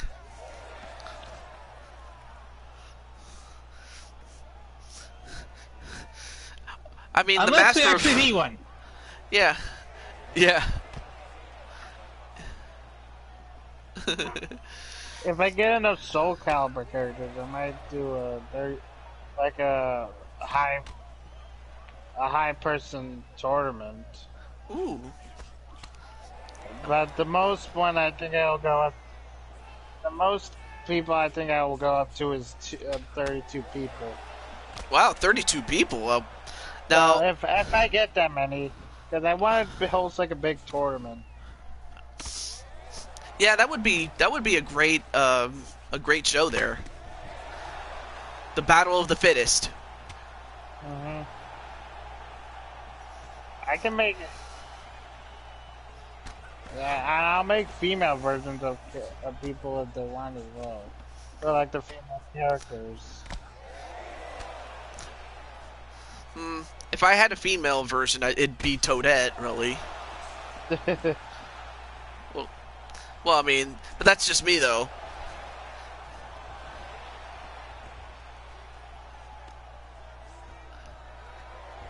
Ooh, nice inside leg trip onto Remnant, but then Remnant tries to get from behind and go for a rear naked choke. Nope, not quite.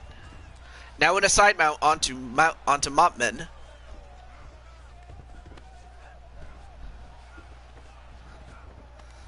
Well, I don't think Mopman's gonna, do that.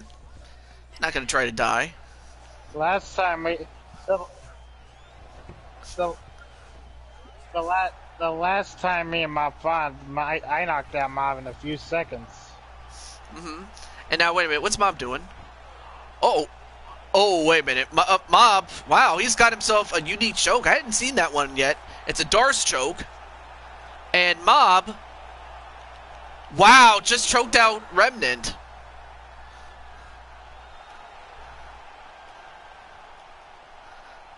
Couldn't knock him out. He made you tap out. No, I said Last time. Okay, I guess you guys. Yeah. I said last. Yeah, I said last time. Not anywhere close to this one. Although that was a really good choke. It's not often I get to see that choke very often. But Remnant just got put to sleep a little bit.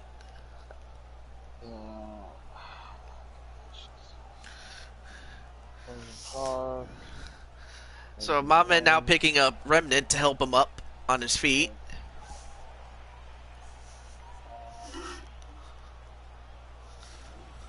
Let's just go to this one. Ladies and gentlemen, referee Dan Magliano has called a stop to this contest at 4 minutes, 44 seconds of the very first round. No mind me, I'm just getting some of these houses done.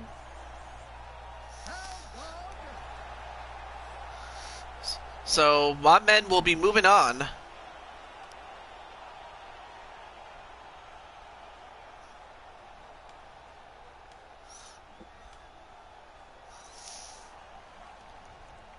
Oh, my head hurts. Ow.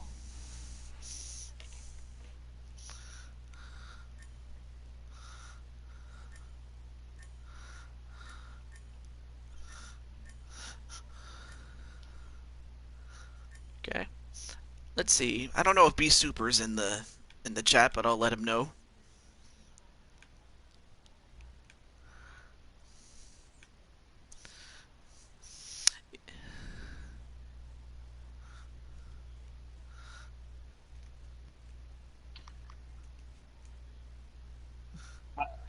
Well, My favorite is literally my favorite heroes are between Hulk and Funk is a Spider-Man. murder hornet.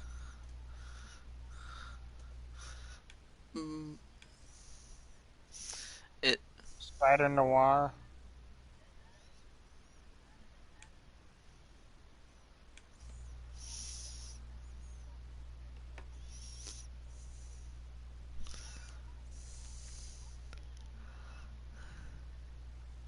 I like Spider-Man. I just like Spider-Man in general. Okay. I don't care what. Oh, okay. Well, thank you for stopping by, Walter. Right now, Walter we're says- not on the mute for our. And Walter says goodbye to everyone.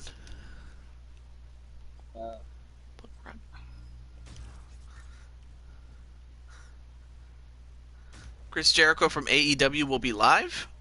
Oh, that's right. Jericho does his specials. I forgot about that.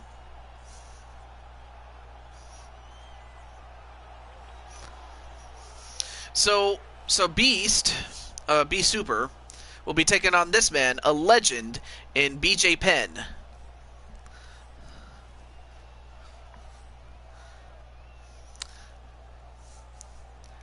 A man who was a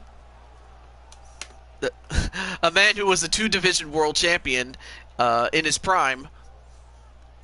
And I'd have to imagine he could still fight, but we'll see how he does against B Super.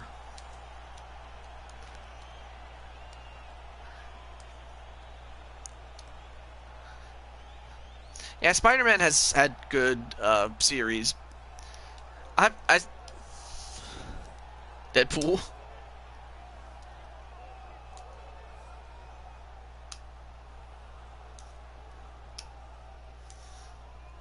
Interesting.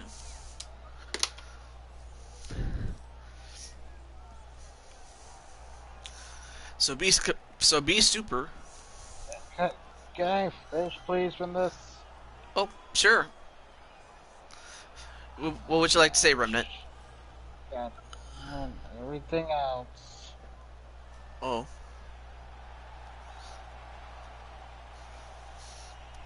You don't seem to sound very well, Mr. Remnant. Just my head hurts for a little bit. Okay. Well, so while Beast is younger, he's... but of course, height, weight, and reach go to BJ Penn for this next one. Ladies and gentlemen, this fight is 3 rounds in the UFC heavyweight division. Was he dressed as a cat? A jiu-jitsu fighter holding a professional record of 16 wins, 13 losses. It's a cat that has muscles. He stands 5 feet 9 inches tall. I had way too much meow mix. Ladies and gentlemen, presenting the former No, I would say catnip. Catnip. champion, I forget catnip is kind of like their drug. champion,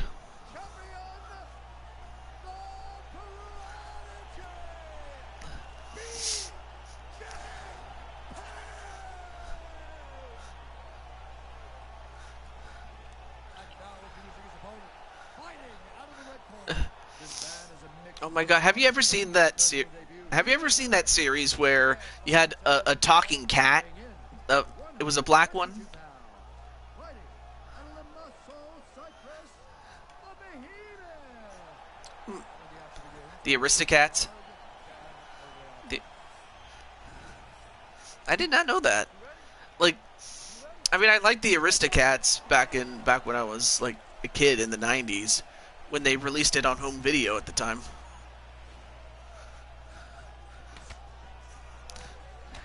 And BJ Penn, excuse me, I can't talk. Starting off with a couple of kicks to B Super. Ooh, nice overhand left there onto BJ Penn.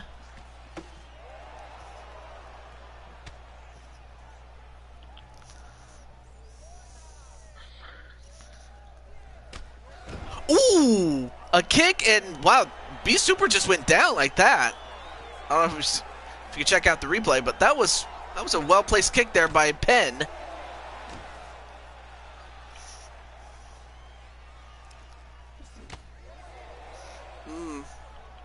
I wonder who's eating.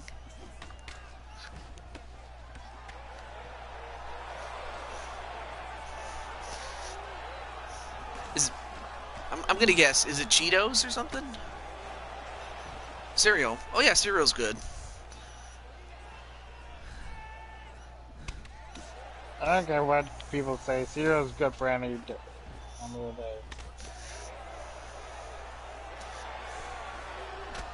Like, speaking of cereal, what cereal are you eating?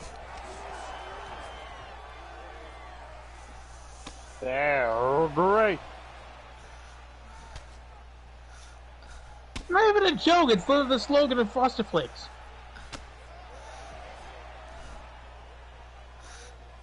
Yeah, I was. It.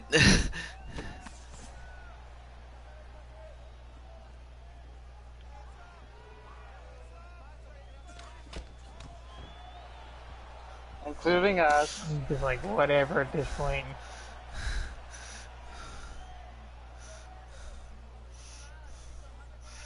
I'm gonna bite your face off. I'm surprised he hadn't. Or you did?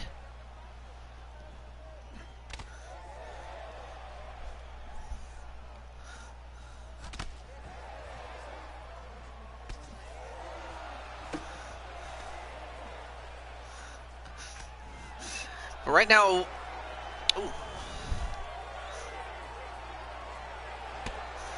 Ooh, nice front kick there onto BJ Penn.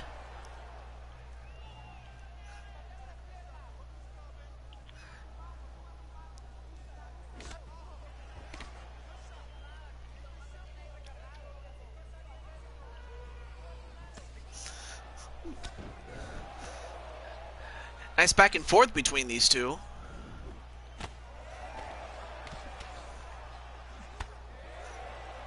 B Super doing a good job with his energy.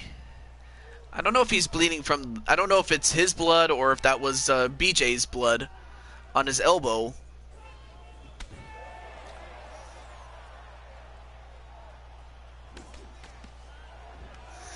surprisingly, we haven't had too much blood lost, so that means no snack for Nightmare Queen. He doesn't care. Ooh. Nice crane kick. Nice high crane kick there.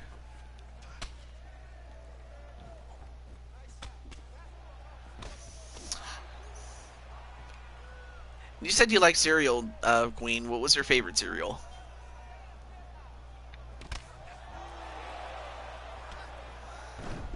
Ooh! On the fight, or? I have a couple of favorite cereals as well. Are you going to do a show, Nightmare King-san? Or Nightmare King? Oh, you did. Oh, that's right, you did. Of course, I was asleep by then. Yeah, I did it technically twice because of Oh. Oh, by the way, TJ, quick thing. If you want, I have an updated Samantha for you.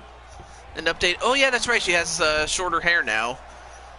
Shorter hair and a little bit of a moveset and new entrance. Yeah, because I noticed she had shorter hair, and I'm she like... wanted to cut loose. I'd have to imagine, you know, and that way no one can just grab her hair anymore. Why do I feel like that was your theme song? Cut loose? Samantha's. Footloose. Oh, Footloose. Oh. Footloose for Samantha. No. She's gonna beat up a random jabroni with a stick. I said she, first off.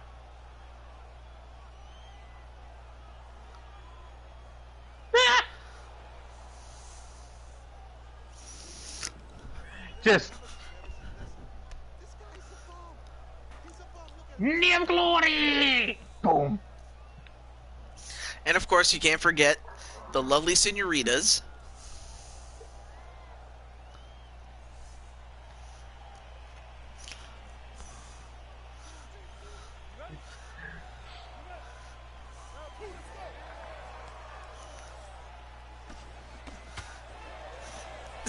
This has definitely been a very interesting show so far.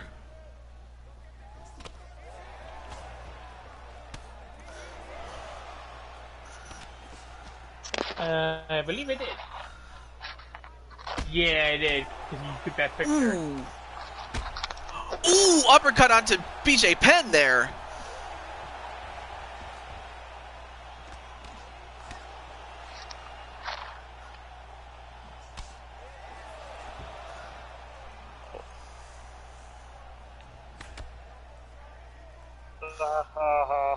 Oh.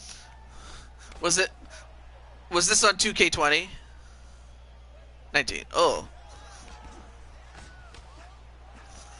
I still remember the whole intergender glitch. Yep.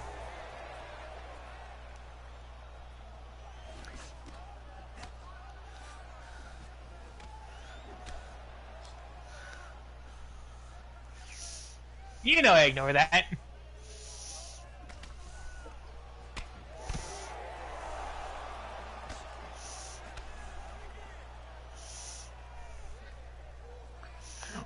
Or just continue to read anyways. Just like, that's interesting read. Oh, too late. I already know one spell. Wingardium Leviosa. No. Round it. Nice kick to BJ Penn. Leviosa. No, Leviosa. Saw.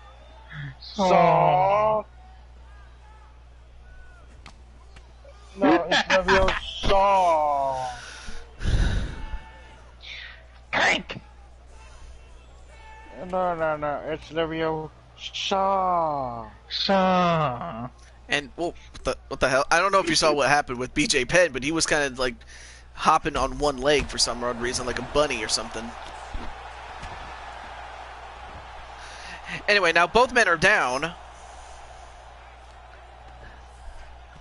and Beast in the guard of BJ Penn, and of course BJ Penn being one of the more accomplished Brazilian Jiu-Jitsu practitioners, now has, I believe that's an omoplata on Beast, and Beast, oh wow, Beast, I think Beast just got his shoulder broken, or shoulder dislocated, I should say, as BJ Penn just got the win.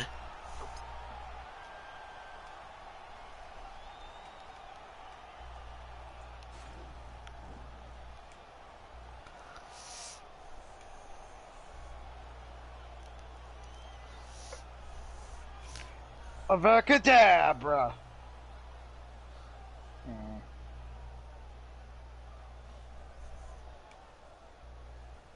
I was referencing the Vanoff video.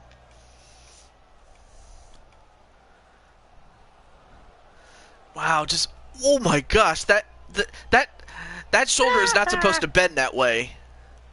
That shoulder's not supposed to bend that way, as BJ Penn. Ladies and gentlemen, referee Dan Mcqueen is going to stop this contest at 2 minutes No. 55 seconds of round number 2.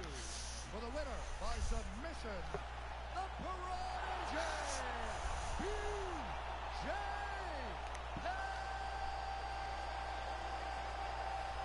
Penn.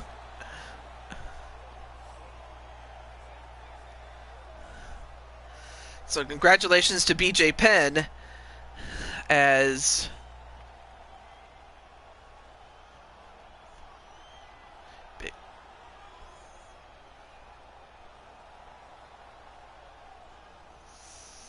for BJ Penn, that's his first win since 2010.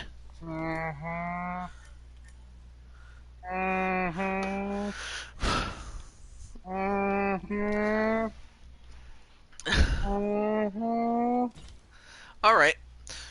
Well, up next is yours truly. I'm getting in there with perhaps one of the biggest names in MMA today.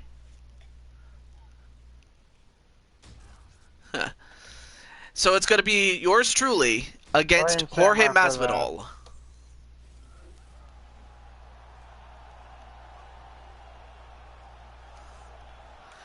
Chris Mystery, old Chris Mystery.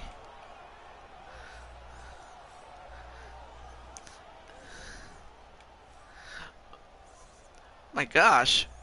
Wow, Tan-Man just released a new video and he's in a suit. No? No, he's in a fancy suit. I can't talk. Yeah, definitely. So we got Jorge Masvidal.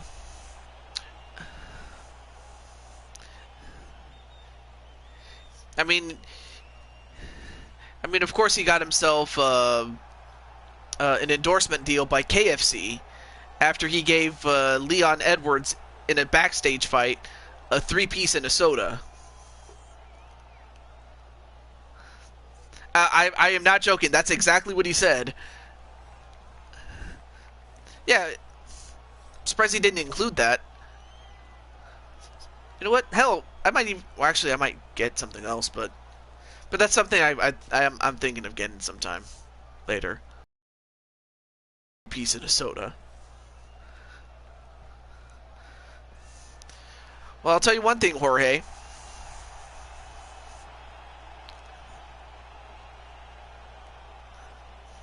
I don't know what do you think about that, Samurai? No comment, I guess. No.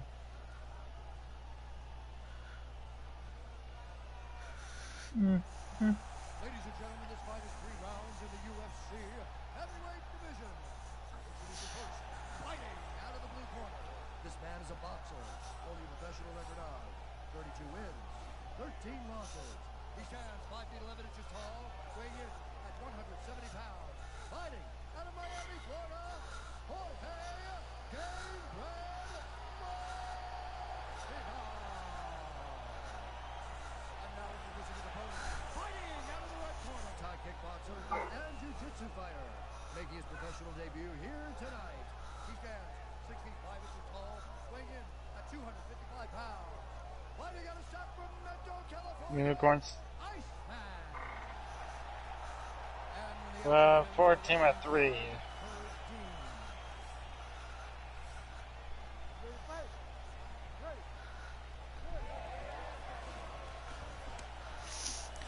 And wow, that size difference though.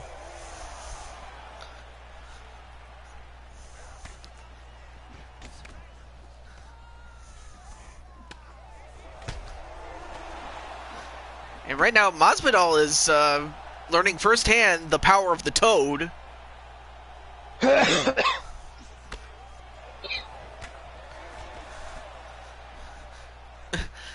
mean,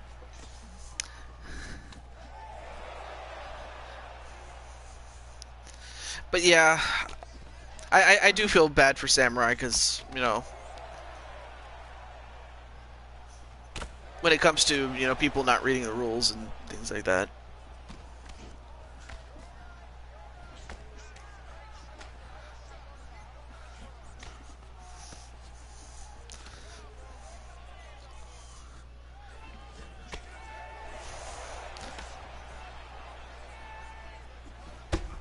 Ooh, nice back fist there on Masvidal by yours truly.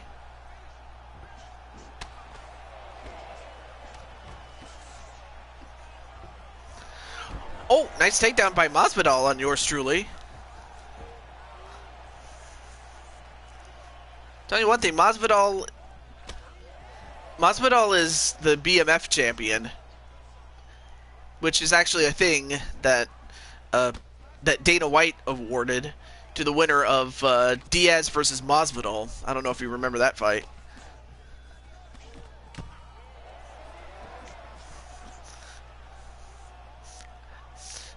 Well, I mean, you do play it, but that's not the same as watching it.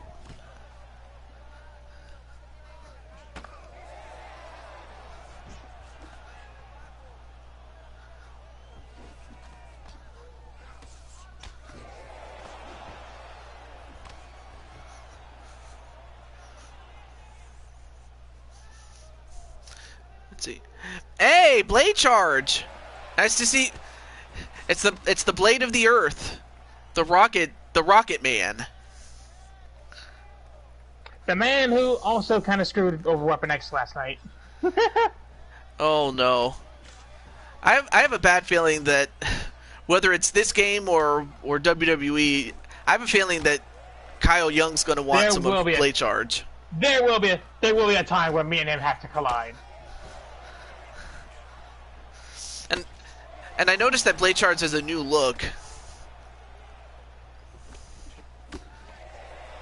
Like, Yeah, blade charge, I noticed that... Outcast.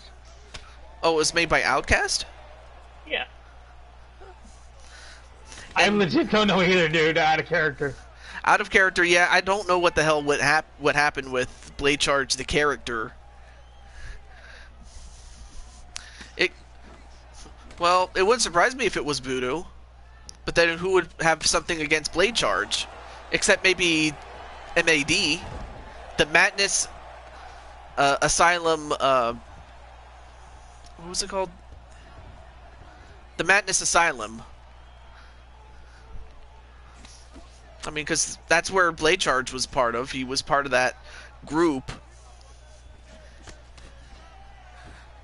Oh, the Madness Asylum Disciples. That's what it was called. MAD.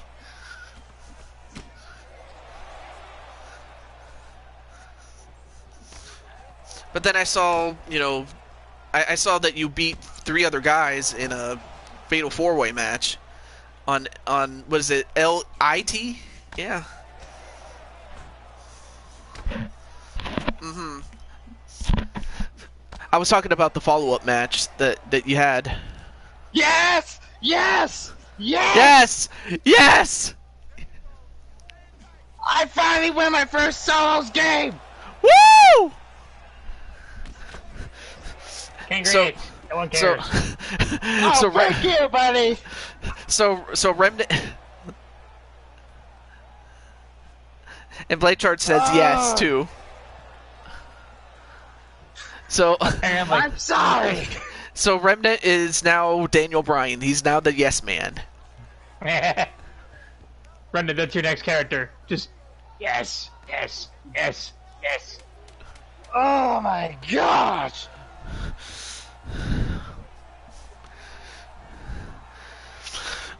And while that was happening, myself and Masvidal were in the clinch, but that's the end of round one. My first solo victory. Oh, yes. Or how about a 3-piece and a soda?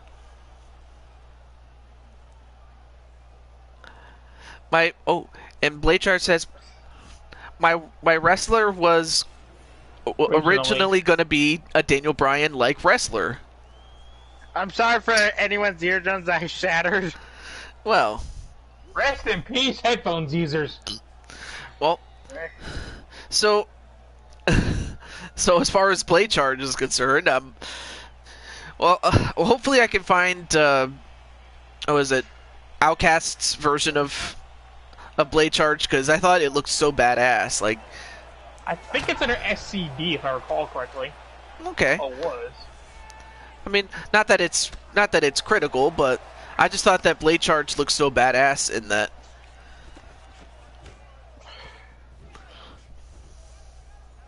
Oh, I am so sorry. Oh, Well, I mean, I've done that myself. So that felt so good after the rage I bit from it earlier. Oh. ooh, big shot to Masvidal by yours truly. Oh, that felt so good.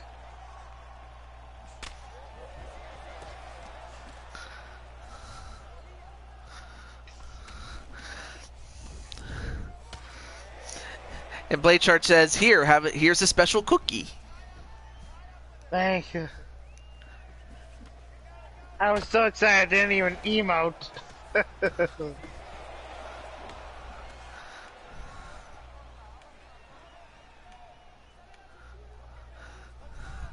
There's a cookie in the chat there. And nice takedown on yours truly by Masvidal. Oh, that's And Masvidal in trouble, as the power of the Toad now has him in a guillotine. Or as Nightmare Queen would say, the jank submission system. Although, wait a minute, he escaped! Wow. Hey, Well- once in a blue moon. Well, for somehow, I guess the fact that Jorge Masvidal had a 3-piece and a soda himself before this fight might have helped. Oh, Speranza's secret recipe for making special cookies.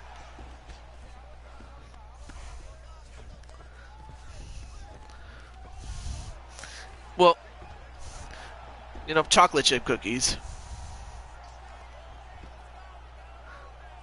And right now, Masvidal on top of, in a mount position, but now he goes into the side mount.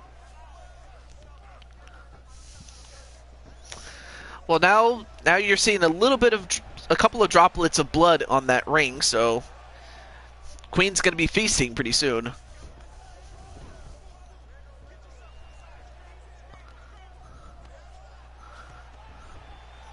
Ooh, there's a couple of spots on the ring.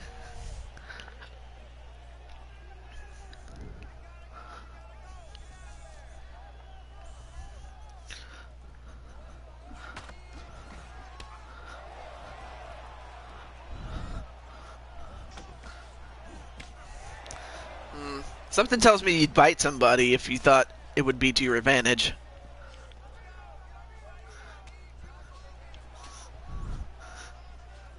So I saw what happened finally with Emma Wolf, that she was attacked.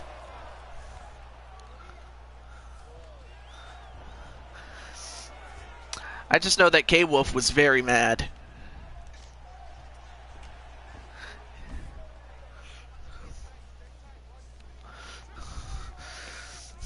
I mean, of course, Remnant is, K-Wolf's friend. Oh, I could attest he was mad.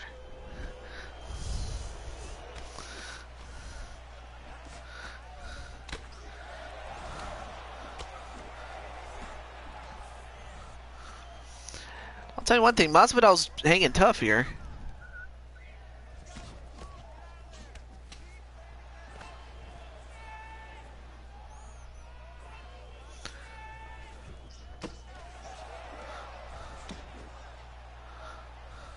The kids.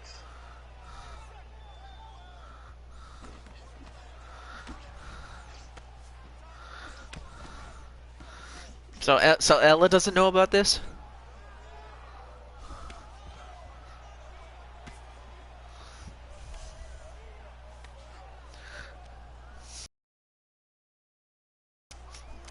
Yeah, she seemed to like my Christmas gift from earlier, from late last year.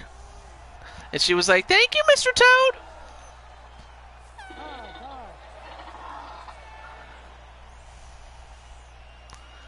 Stop.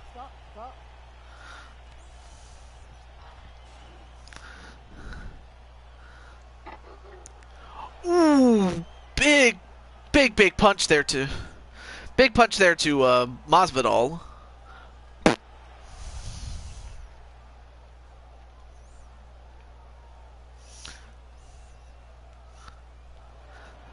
Man, that punch right there.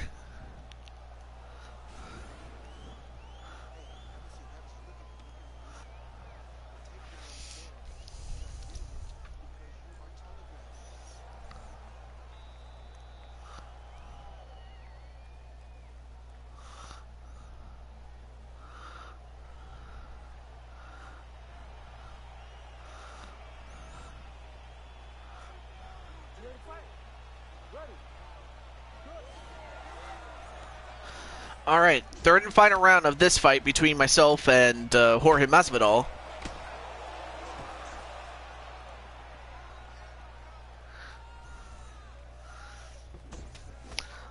Also, fun fact, Masvidal in real life... Oh.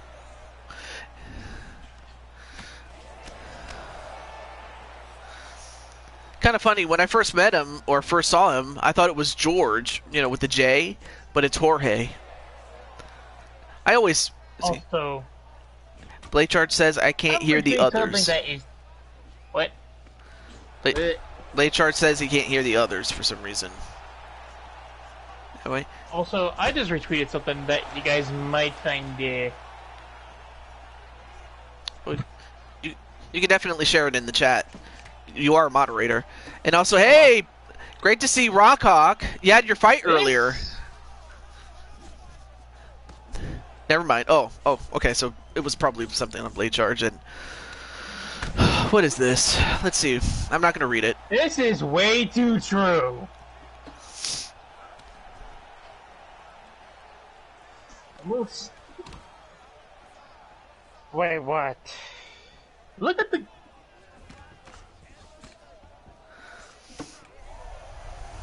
That is way too accurate. Ooh, what a kick Are on... you talking about the perfect clip? I thought it would be I saw I was otherwise occupied. Okay. Well, nonetheless, it's great to see you, and I hope you enjoyed that fight there. And Mythic Legend saying, "Hey, Young." Hey, Greg. So it's on Twitter. Yes, I linked it in the YouTube chat for TJ's stream. I haven't watched it yet. Oh, okay. So, No champion. They're like, yay, I got Bill. Charlotte shows up. Give it. give it or you're gonna get eaten. It's my title. And besides, I thought Charlotte This was is already my- a champion. She's been champion multiple times over. They're trying to make her into a freaking old man. Wow. And the power of the Toad just overpowered Jorge Masvidal as I just knocked him out. Look at this knockout. Ooh.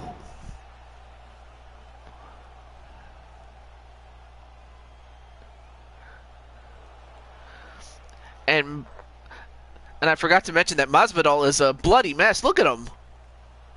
He's got more blood on him than he's had in the last 3 fights. Not even that.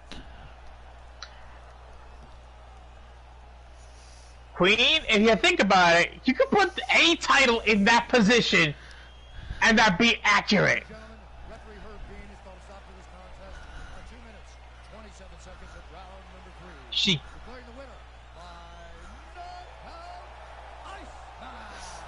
unless for some reason moves to the UK. I wouldn't be surprised if I was about to say I wouldn't be surprised if she was even given that.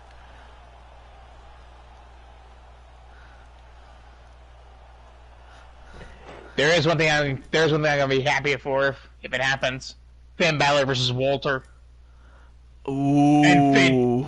And Finn knocks over Walter. Dun dun dun dun. What?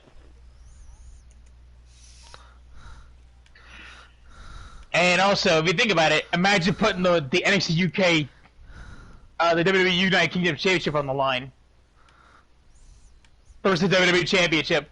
It would put the titles on the line, and you could have like a unification ceremony or something like that between the two big Scots. Oh, the Scot and the German.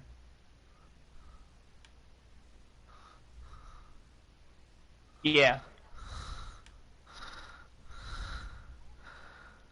It would be cool. Well, up next is Captain Danger and James Gamer, and the winner will get to fight Kyle Young in the second round. So Young, who do you really want? James or Captain Danger? I've already made Danger tap out, so James Gamer wins. Well, he ain't gonna impress me.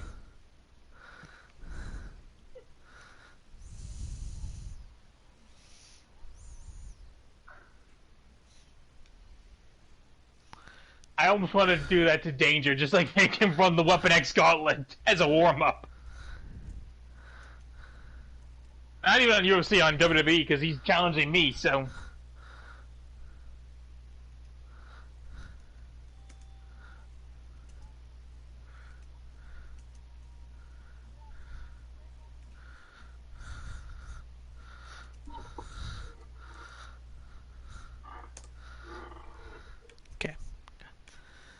Okay. All right, so let's find out. James Gamer or Captain Danger?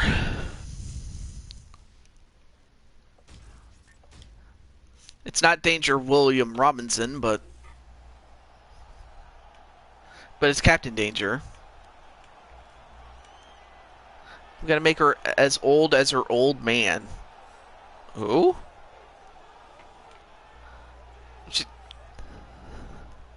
Charlotte, if Charlotte keeps getting all these titles, like she might become a 16-time world champion, like her dad.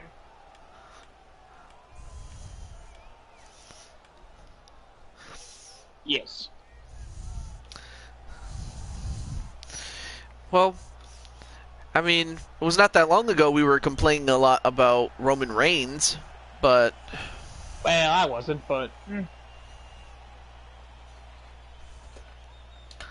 Yeah. I'm not gonna lie though. If he jump ship to AEW, I will be happy as a happy camper. Yeah.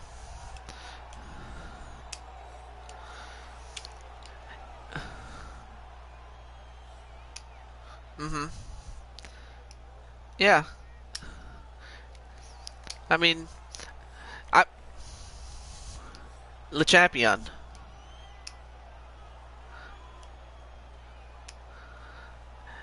And also, what was it? John Moxley. Yeah, John is the man. Who? Who?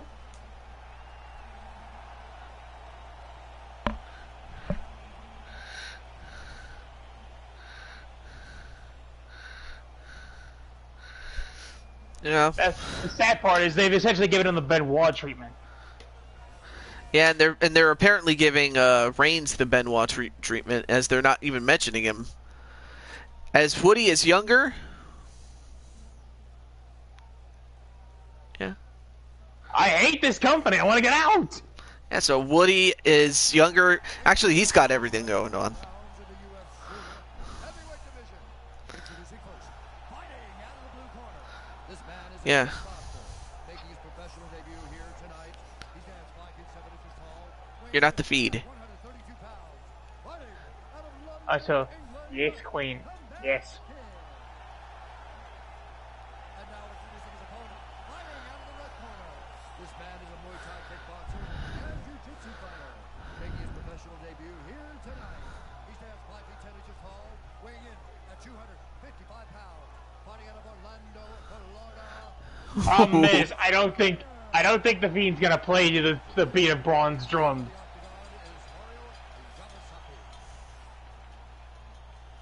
But the problem is, All right. So now you have two members of the Animaniacs, and one of them is a heavyweight, and the other one is a lightweight. It was a good show, we'll say. Oh! Look at that big puddle of blood.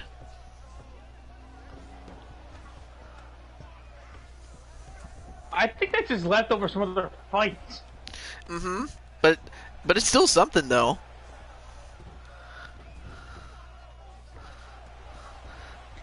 Yeah, just so long as it's not yours.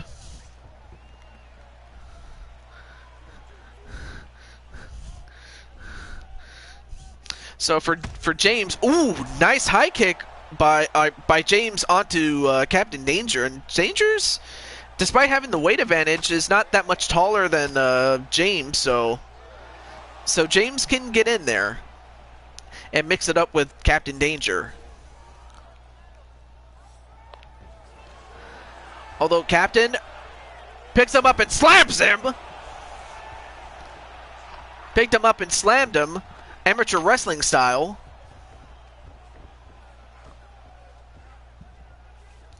I mean, but then again, that's what Kyle did to Walter, the Hulk Johnson, in his return fight. I'm like, Kyle, how did you pick him up and slam him like that?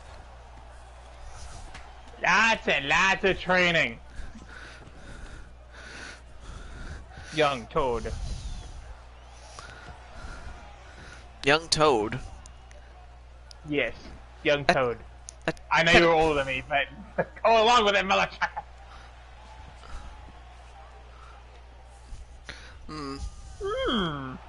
Young Toad. Too bad it wasn't the other way. Toad Young, because then No, that would mean... no. But I don't have a daughter, so it won't work. But it's like, it's crazy you have, like, a family, like an extended family, like the Voorhees and the Youngs. And I'm not even counting the Wolf. Whoa, whoa, whoa, look at this. Wow, what a slam. Again. Yeah, they are.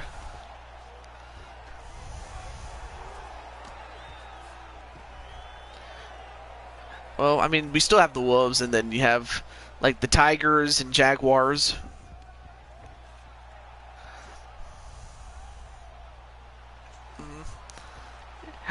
And the Donseys. Yes, and speaking of Donsey, there's my boo,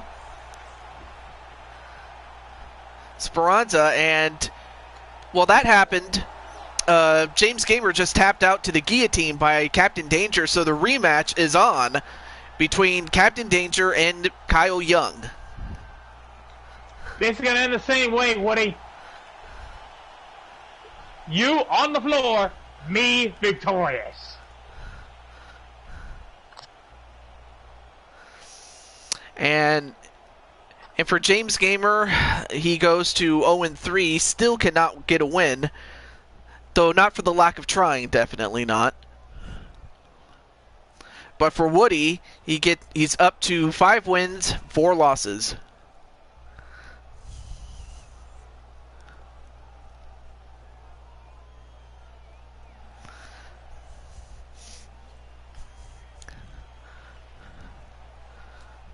So big win for Captain Danger. Ladies and gentlemen, referee Mario Yamasaki has called a stop to this contest at 3 minutes, 7 seconds of the very first round. Oh, and of course we have Sonic from the Gaming Odyssey.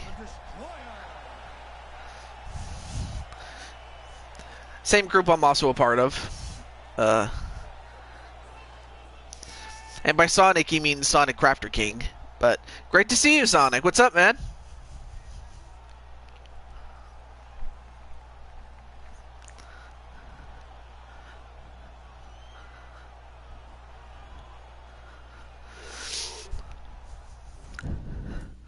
And finally, we get to our second to last fight, and that's between Tan Man and JWE Josh Brooks.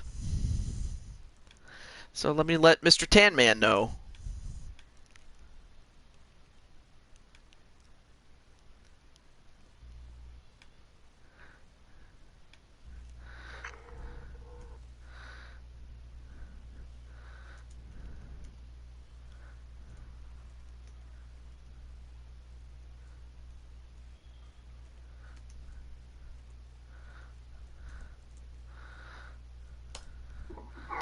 Okay, got that.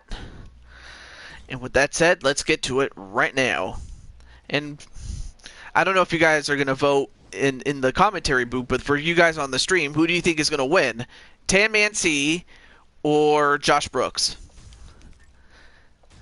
But with that said, let's get to it. Now, these two have fought once before, with Tan Man getting the win by knockout.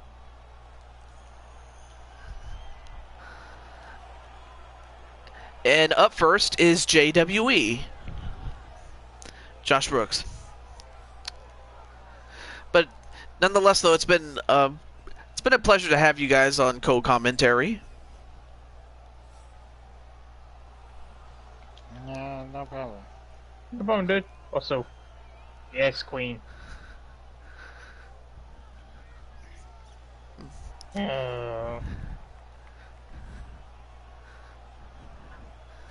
And I'll tell you one thing, Josh has an epic beard. I mean, I know, Kyle, you have a beard of your own, but it's not a very thick beard. I don't like thick beards. And and apparently Josh Brooks taking inspiration from Conor McGregor doing the McGregor strut. Seems a lot of people pick that.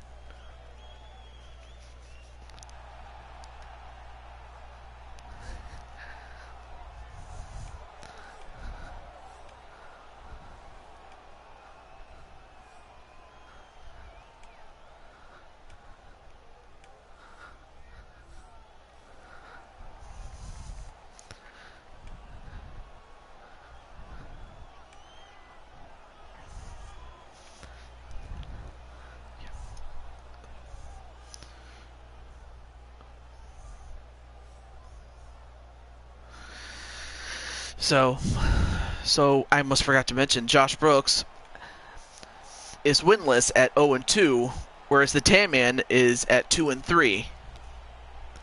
And wow, I didn't realize that Tan Man can get jiggy with it. That kind of shows my age a little bit there. Now Tan Man is considerably younger. The reach and the height are identical, but the weight goes to Tan Man as well. Here's Bruce Buffer. Ladies and gentlemen, this fight is 3 rounds in the UFC heavyweight division. Introducing first, fighting out of the blue corner. This man is a jiu-jitsu fighter, making his professional debut here tonight. He stands 6 feet 6 inches tall, weighing in at 250 pounds. Fighting out of London, Ontario, Canada, live. And now introducing his opponent, fighting out of the red corner. This man is a mixed martial artist, making his professional debut here tonight. He stands 6 feet 6 inches tall, weighing in at 260 Fighting out of Milan, Italy, the Chosen One. And when the action begins, our referee in charge of the octagon is Dan Bergliata. All right, are you ready? You ready? Let's go, guys, fight. All right, here we go.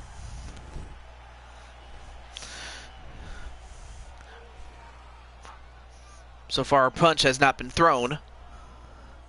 Both guys are just sizing each other up. And Tan-Man hits the first one with the leg kick. And of course, Josh Brooks would love nothing more than to get some redemption on Tan-Man C after Tan-Man had knocked him out.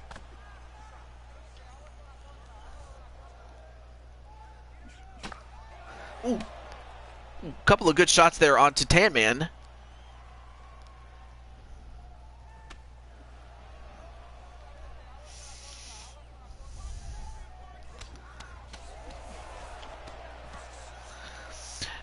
Nice exchange there. Good exchange by both men.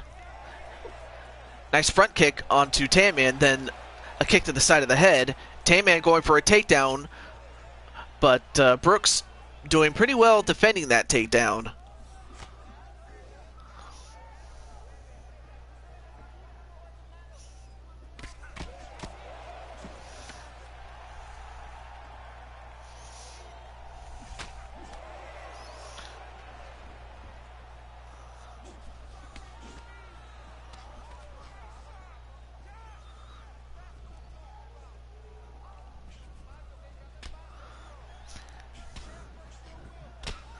Ooh, nice spinning kick that connects on the head of Brooks.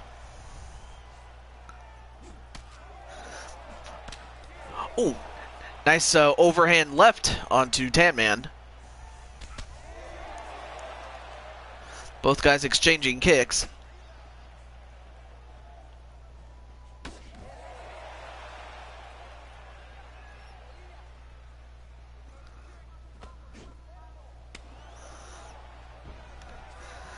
And Tan-Man, nope, went for a takedown, but not quite enough there. And Brooks going for a lot of high kicks, but missing them. Well, he didn't miss that left punch there. Excuse me.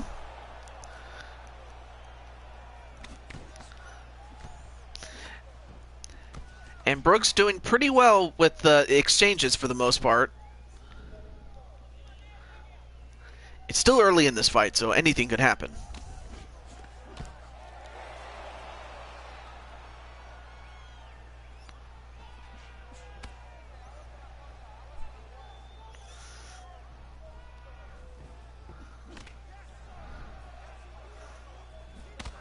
Ooh, nice high kick again, this time to Tan-Man. Although Tan-Man, nice takedown. Both men are on the ground. Although, ooh, nice reversal there by Brooks, and now is in the full mount. And is now going to try to give it right to Tan-Man. Tries to go into a side mount. Nope. Now into the half guard of Brooks. And Brooks trying to get back up. He does. Both men are back up. Nice leg kick there onto Brooks. Ooh, good shot there on Tan-Man. That'll wobble him a little bit.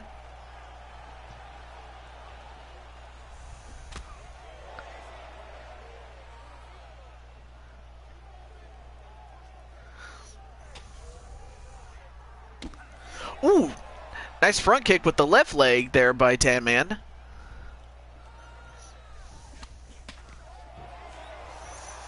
And Tan-Man, another takedown. So Tan-Man doing pretty well with his wrestling.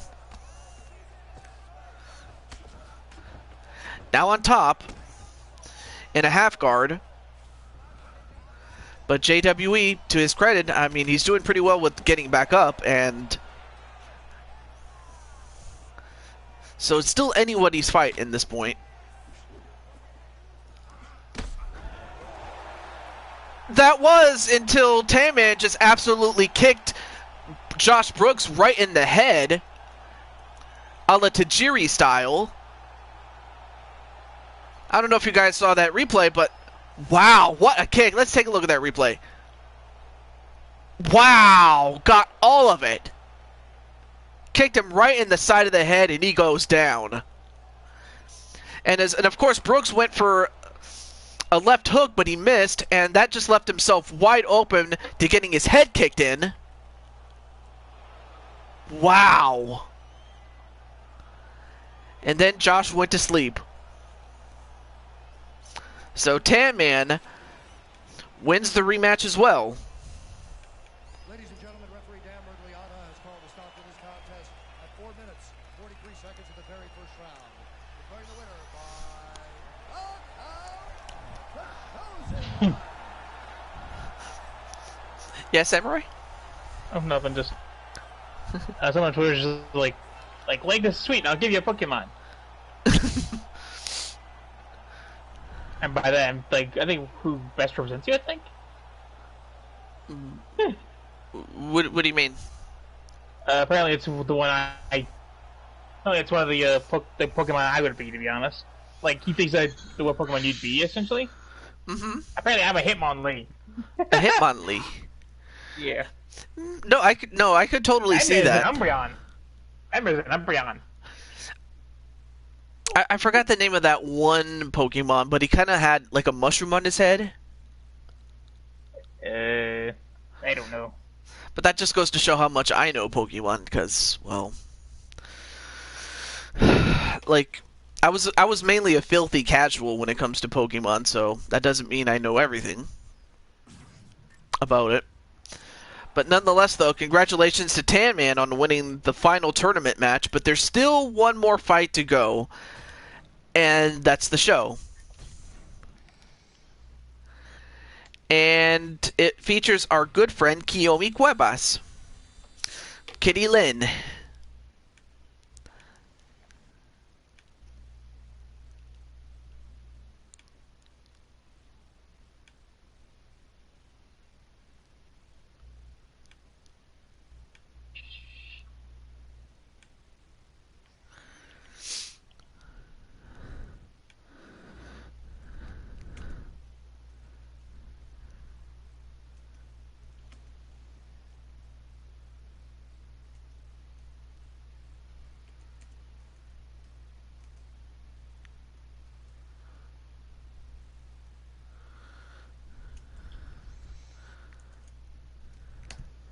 There we go.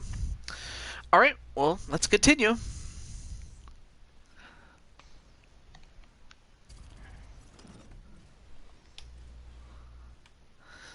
Oh yeah, let me look at my...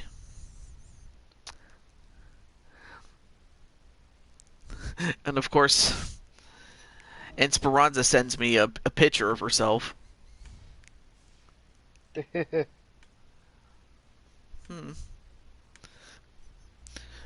Well, I mean, I hope you get your date with Futaba Remnant. Remnant's already a married man. Yeah. What? Oh. Alice. Yeah, Alice Valentine. Oh. We always joke around because Futaba is his persona of favorite characters, so. Alright, well, up first we have Jessica Andrade. It's spelled Andrade, but it's Andrade. I don't know why they... I don't know.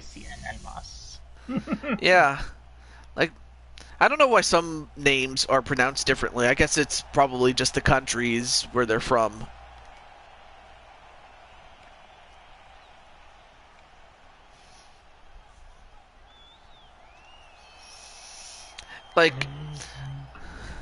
Like if they called you young, in Mexico they would call you Juven.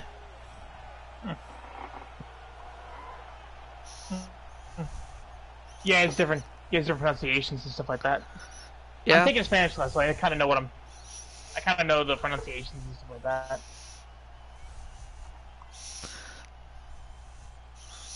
Anyway, hola, Señor Young. Hola, Señor Toad. That's not the best I can do. Just take the structure and turn it right back at you. So now we have Kitty Lynn, Kiyomi Cuevas, defending the Strawweight Championship. And she's been a very good champion, has Kiyomi. Now, Kiyomi is younger. She's got the height and the reach, but the weight goes to Jessica Andrade. And here's Bruce Buffer for the last time.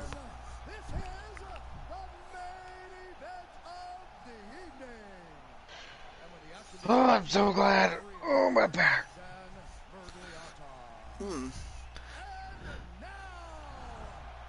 I'll be back.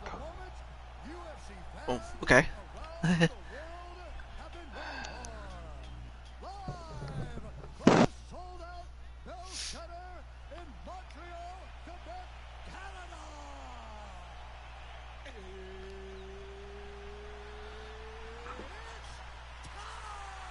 So this is our final match, and after that we are off the air. But I hope you guys enjoyed it, and I'm talking to those in the chat and also those in the commentary booth. This woman is a Muay Thai kickboxer, holding a professional record of 20 wins, 6 losses. She stands 5 feet 3 inches tall, weighing in at 115 pounds, fighting out of Rio de Janeiro, Brazil, presenting the challenger, Jessica Andrade. And now, introducing the champion. This woman is a mixed martial artist making her professional debut here tonight. She stands 5 feet 6 inches tall, weighing in at 100. Out of Hoboken, New Jersey, presenting the reigning, defending, undisputed UFC mystery. All right, this is for UFC champion. Protect yourself at all times. Now, nice, clean, safe fight. Touch gloves, match your corners, come out fight. Okay. We'll see if that is an omen for either one of them. But here we go. Kiyomi in the main event of week 1. As she goes against Andrade, a former strawweight champion herself. And in real life, she lost it to the real life champ, who's not even in this game, no thanks in part due to the fact that she wasn't in the UFC at the time that the game was made. I forgot her or how to pronounce her name, but well, nonetheless though, she's not in this game. But nonetheless though, Kiyomi would love to get a victory over Jessica Andrade to prove that, you know, she's not a fluke champion. I mean, she already beat Rose Namajunas to get this championship, and she would love to defend it against the woman who beat her for it.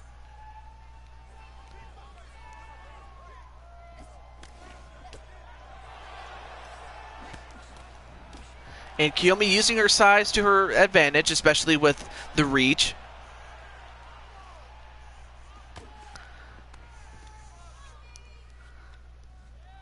And Andrade trying to go into the clinch.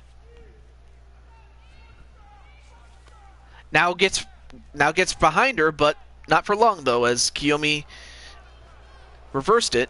Now gets behind her again.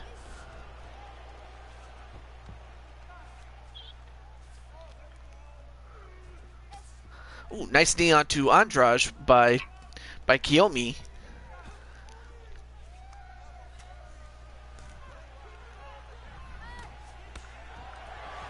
And Andrade, you're my today, Toady.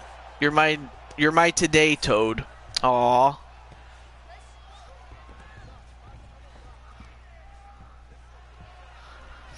Oh, nice reversal there by Kiyomi. Oh, welcome back.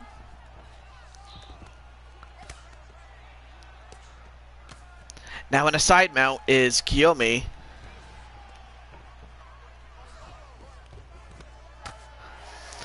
But I am very proud that you won your first championship in DHW. I need to do some stuff, but bye. Says Esparza, yeah. Says Speranza, and she gave me a kiss. Mwah, mwah, mwah, mwah.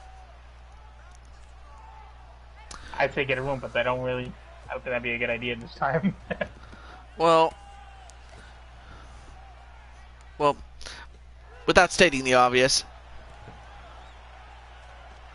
Now both ladies are back in the clinch.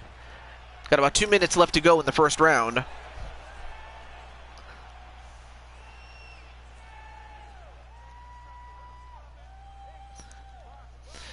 So yeah, it was nice talking cartoons and Power Rangers and all this other stuff.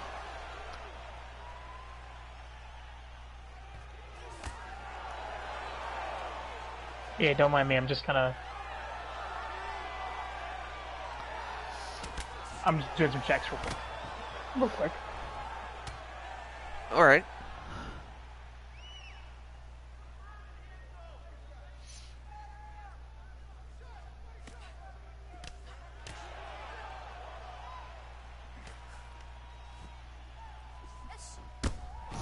Ooh, what a kick onto Kiyomi, but Kiyomi recovered really quickly, though. And Kiyomi, ooh, for a moment I thought she was going to get herself a guillotine, but nope.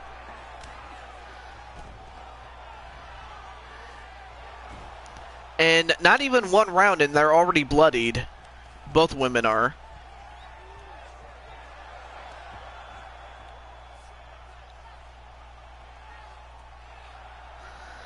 And wait a minute, Kiyomi. And now Andra's trying to get a rear naked choke, and it looks like she may have it. Oh wow, she's got that thing in tight, but can Kiyomi escape it?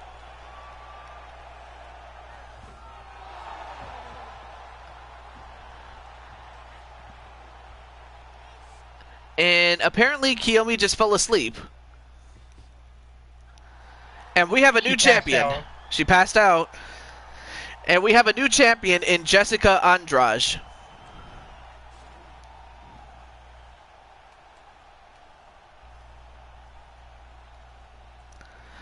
So we've had two new champions. We've had Raquel Pennington beat Tiffany Sky to win, and then we've had Jessica Andrade beat Kiyomi.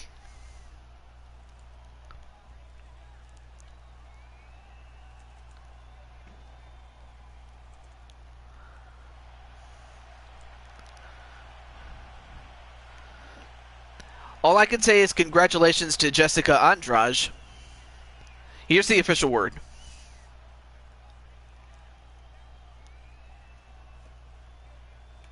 Ladies and gentlemen, referee Dan Mergliata is going to stop to this contest at 4 minutes, 38 seconds of the very first round. For the winner by submission, and new undisputed UFC Strawweight champion of the world, Jessica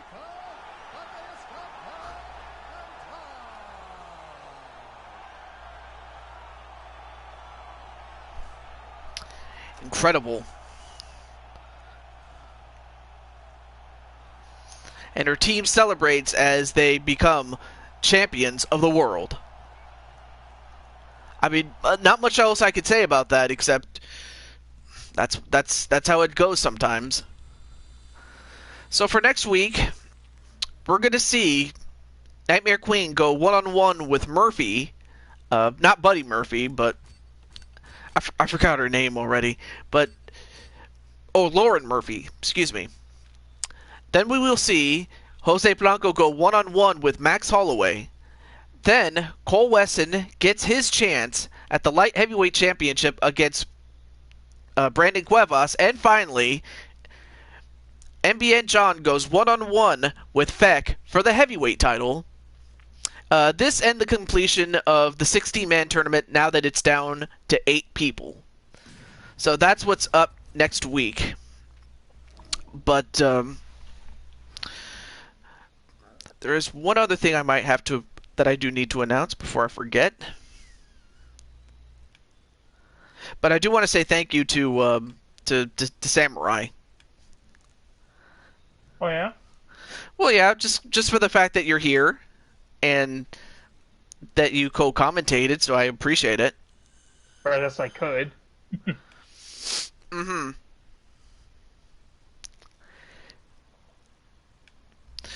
Well, sometime during this next week, I don't have a date per se. I might try to go for Friday, and that is WWE 2K19. So I'm looking forward to doing that show, and I'll post the card on. I don't know why I have so much gas. I'll post the card on Discord. But other than that, though, I will see you until then. This is the Blue Toad signing off, saying goodbye, and I hope you guys have a good day, and I hope you, Samurai, and everyone else that's still in the chat, have a great day as well. But nonetheless, thank you, and have a good night. Okay?